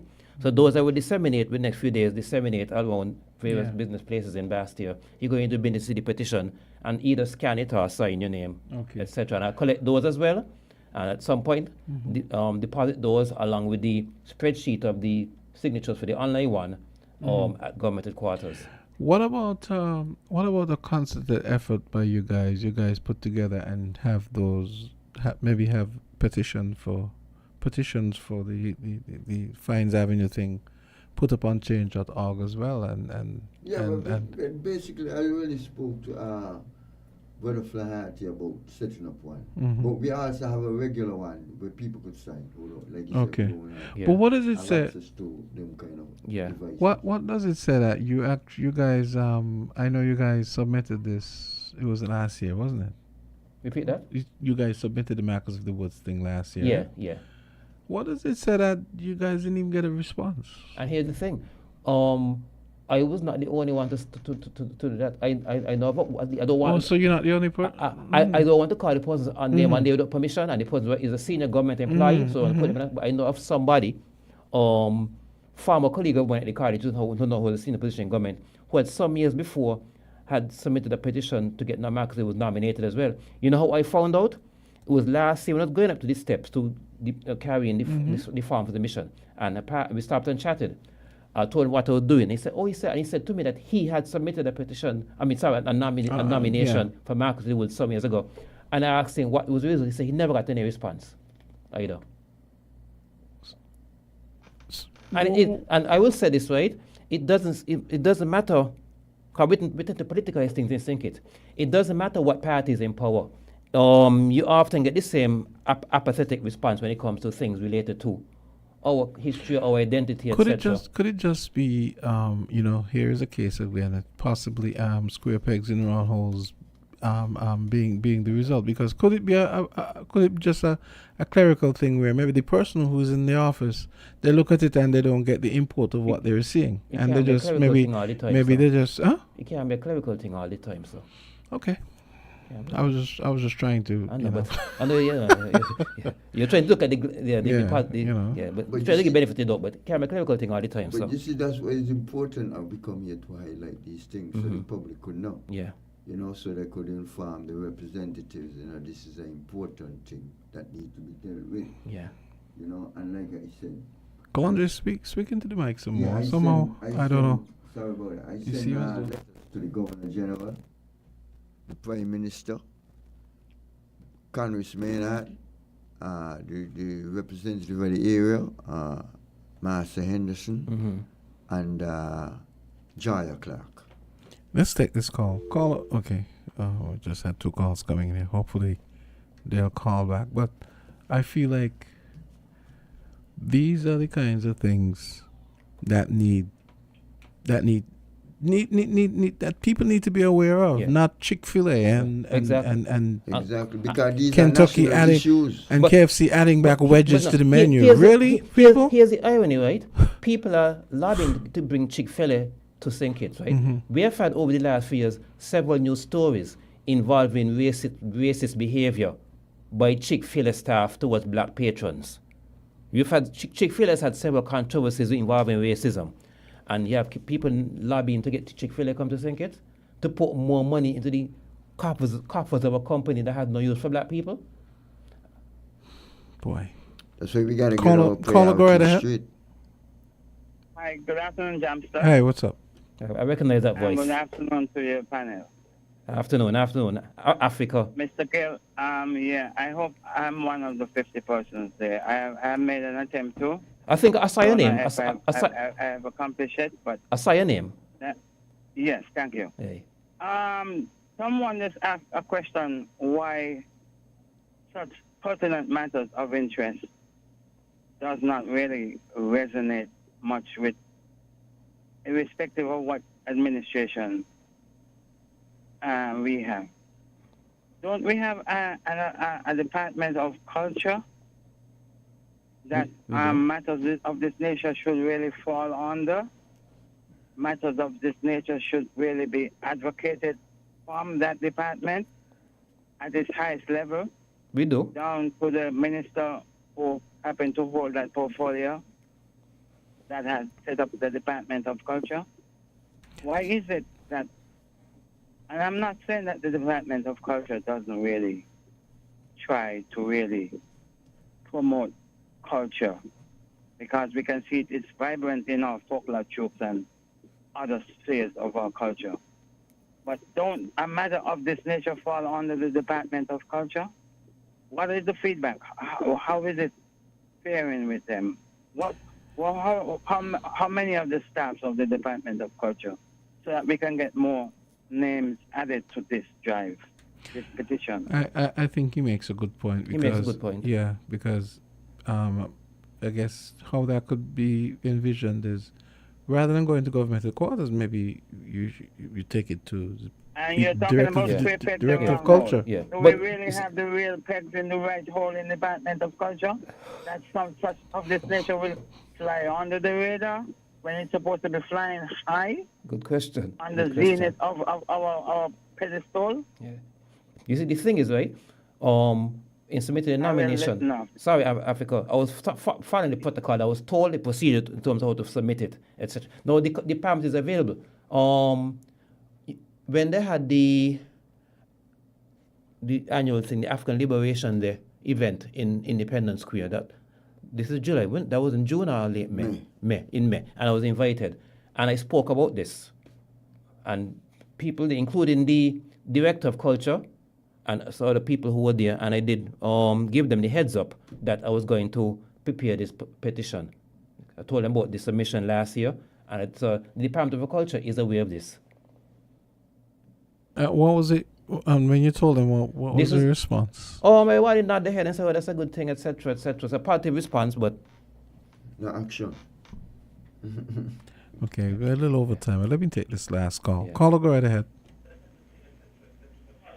Hello, caller. Hello, caller. Oh, yes, it's me again. Okay, please be brief, Miss Henry. Make it short. I thought I read somewhere that Marcus was captured by the British. That's one. No, he said it was another one, not Marcus. He said it was another one. Another one? Mm-hmm. With the name Marcus? No, there was another one who they don't know the name of, who was captured. Marcus was never captured. So it seems as though maybe they conflated somewhere along the line. The next thing, this year will make 54 years since the Christina sank. Another important. What do they think about having the ceremony to celebrate? August 1st is what, next week? Yes, next week, Thursday, actually. Okay, don't hear anybody lobbying for it? Because to me, that's shame. Now. Oh, you mean emancipation is here too? Yeah. Well, you mean having the holiday separate from emancipation? That's what. No, what she's saying, apart from in addition to emancipation, also commemorate the MV Christina disaster.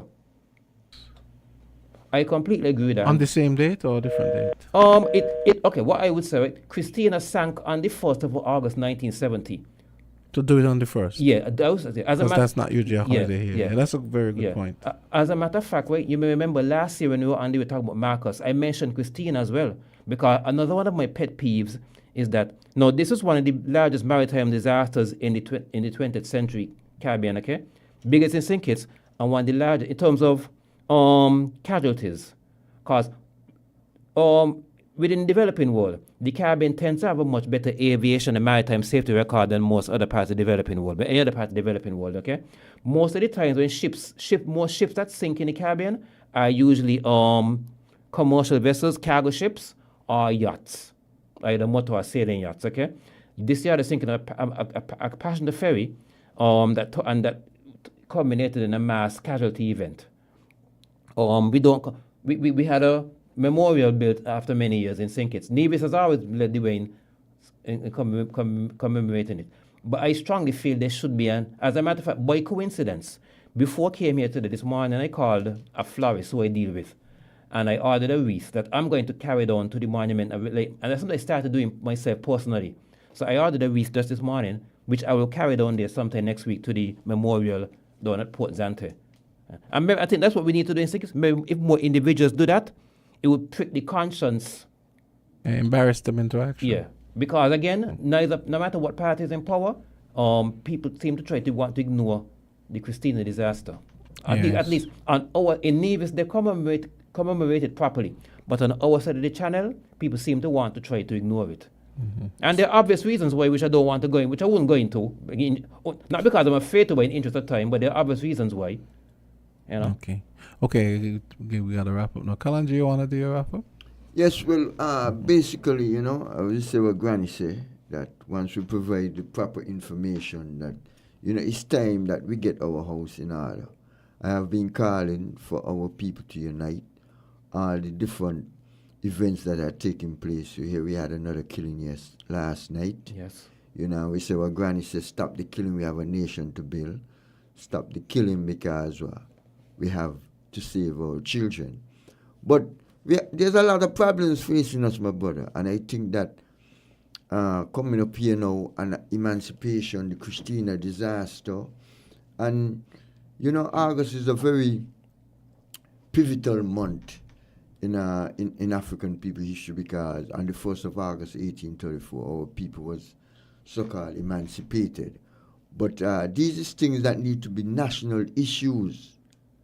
You know what I mean? It's not a partisan thing in terms of politics. If Labour people ain't going to take part. if Labour eat, pan people in. I mean, it's crazy, man. This Westminster political system that we have just messed us up. But like we say, what Granny said, we're calling for unification of all African people, both here and abroad. Give thanks, one love. I really would have. Yeah, Sorry, I know. Very brief comment. Yeah, go ahead. To support Rascalangi, with regard to the Getting Fines Avenue renamed, okay?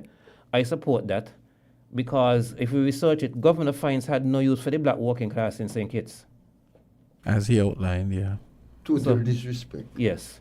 And he was not shy about voicing his, Yeah. his feelings about black people in St. Kitts. So, yeah. Yeah, absolutely. As far as we were concerned, we were hewers of wood and drawers of water. Just educate us. And that's a point I've made when we're teaching, when we're looking at this part of history in the syllabus for both Caribbean Studies and Cape History in Unit 1. I made this point that education is meant to create efficient workers.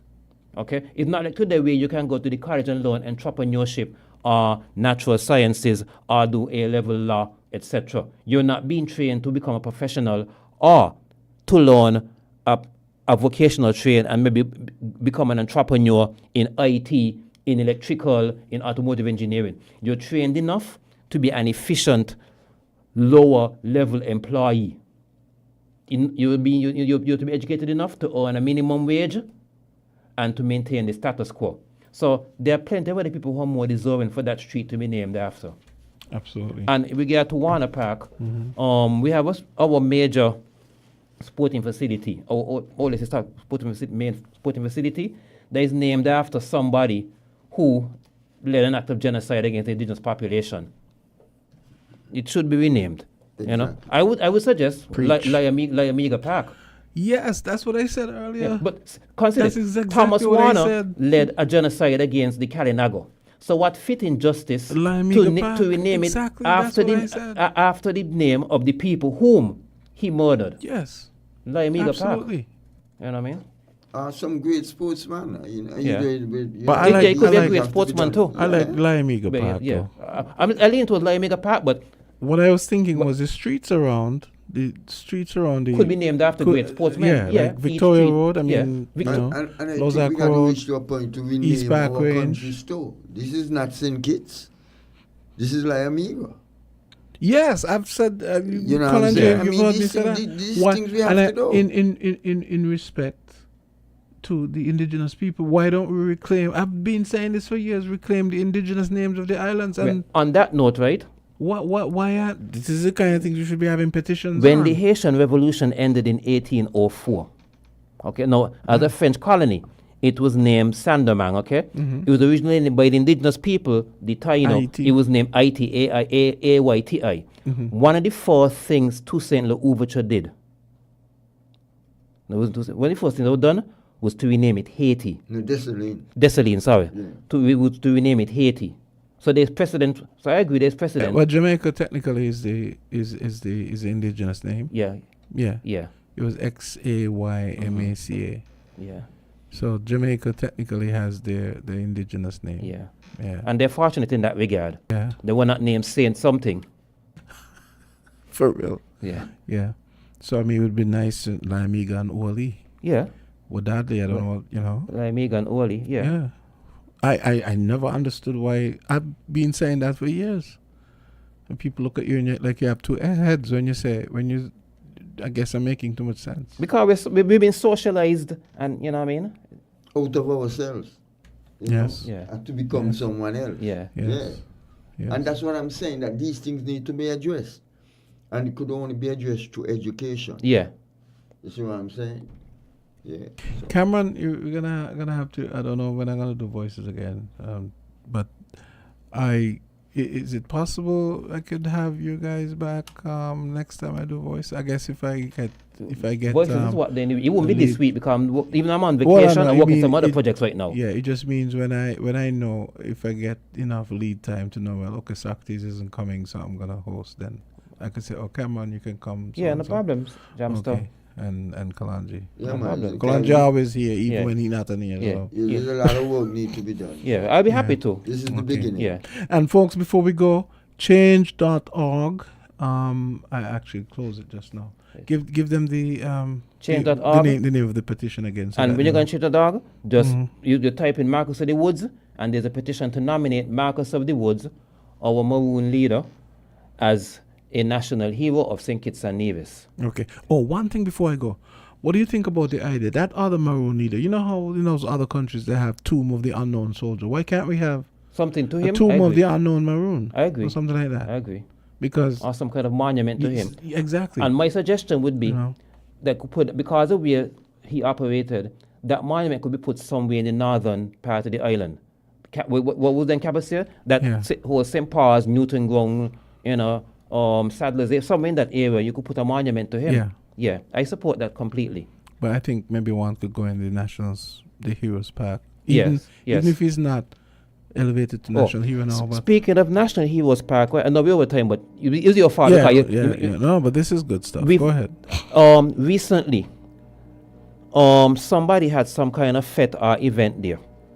Some kind of I don't know how y'all feel about that, gentlemen. Oh, right? trust me, I've made my. It is not appropriate to be holding fetes at a National Heroes Park. It is not. And, like Lord Cut said, only St. Christopher. And this is one of those many that, and just the other day, a family member were talking about it. This is one of the things we have to say, only St. Kitts. Not even next door in Nevis, we see them doing something like that. It is not appropriate to be holding fetes. We have plenty of other venues that you can hold fetes. You have the Frigate Bellon. You have 70 degrees, you have plenty of the places, right? So I would like to ask the powers that be to cease to give permission for anybody to be holding an event there like that.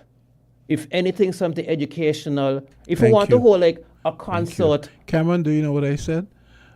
Here's one of the things I thought that they should be doing. Mr. Southwell was a lover of theater. Mm-hmm. He's a Shakespearean actor. Whole plays there. Yes, in his honor, on his birthday or Yeah. something. I mean, this is not rocket science. Because I was out one night liming, and I was driving home. I passed across there, and I saw the lights and something going on. But I didn't know what it was. It was only the day after my brother WhatsApped me and told me they had a fete in there. And I was like, why would they have a fete inside the National Heroes Park? With some DJ or something like that. Why would you do something like that's National Hero? That is highly disrespectful. Boy, I said it last week, but you. I didn't know you spoke about it. No, last meaning week. I'm saying so. I know. Okay. I know I'm not, and we spoke about it here on Island Tea. I know. I'm not saying anything wrong but St. Kitts is a really strange country. I love my country, but strange. Something you have to shake your head and say, I don't know. Yeah. So I'll leave it there. I really don't know what to say, because I can't believe we have to be having these kinds of conversations. I have nothing against parties and fetes. Exactly. I mean, when I was young, I went to more than my share, but that's not the appropriate venue for that. Absolutely. Okay, guys, this was a great presentation. We went over time, but I think it was definitely worth it. So when I have Kalanji knows he's always welcome whenever he. But you guys really need to. I really would like to see this change.org thing get off the road, especially with your thing as well. Yeah, we can there with that nearly 60 signatures. You would make it 60. Yeah. Or 60 plus, because somebody might get there before you. Yes, then I think having mentioned it, people will now know of it, because I didn't know. Yeah. And Kalanji sent his letter in on, what date you said? The 20th? Thursday. Last Thursday. So let's cross our fingers and hope you get an answer. I hope it doesn't go the way of the Marcus of the Woods push. Crickets. He sent the letter crickets. And crickets thus far with this one. Okay. So I'll say it on here. I will persist until he gets nominated. And next year, whether or not Marcus gets nominated next year, Fidel and I will also be pushing to get Beto Douglas. Yes. There's precedent, okay? In Bermuda, there's a lady named Mary Prince, whose life experience was very similar to Beto Douglas, okay? And in terms of writing about and petitioning against her mistreatment. And she's a national hero of Bermuda. her name is in the Cape History Unit 1 syllabus. And her name is there because she's a national hero of Bermuda.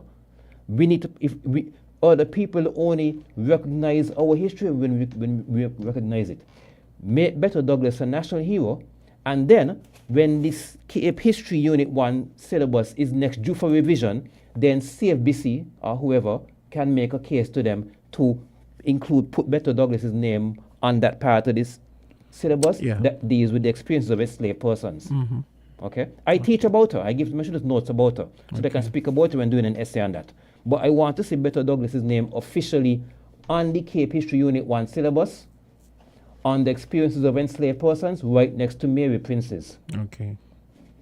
Okay, great. Cameron Gill. I'm going to have to try and get that Marcus Garvey stuff to you so you can see. Yeah. Oh, I have it on my phone. Okay. I'm gonna I might have seen it already, but send it still. Yeah, okay. Send it still. All right, folks. A well-deserved overtime on Voices. So we're going to shut it down. Hope you guys enjoyed. I did. Yes. Thanks. Okay, great. We're different. We're 98.9. 98.9. Win FM.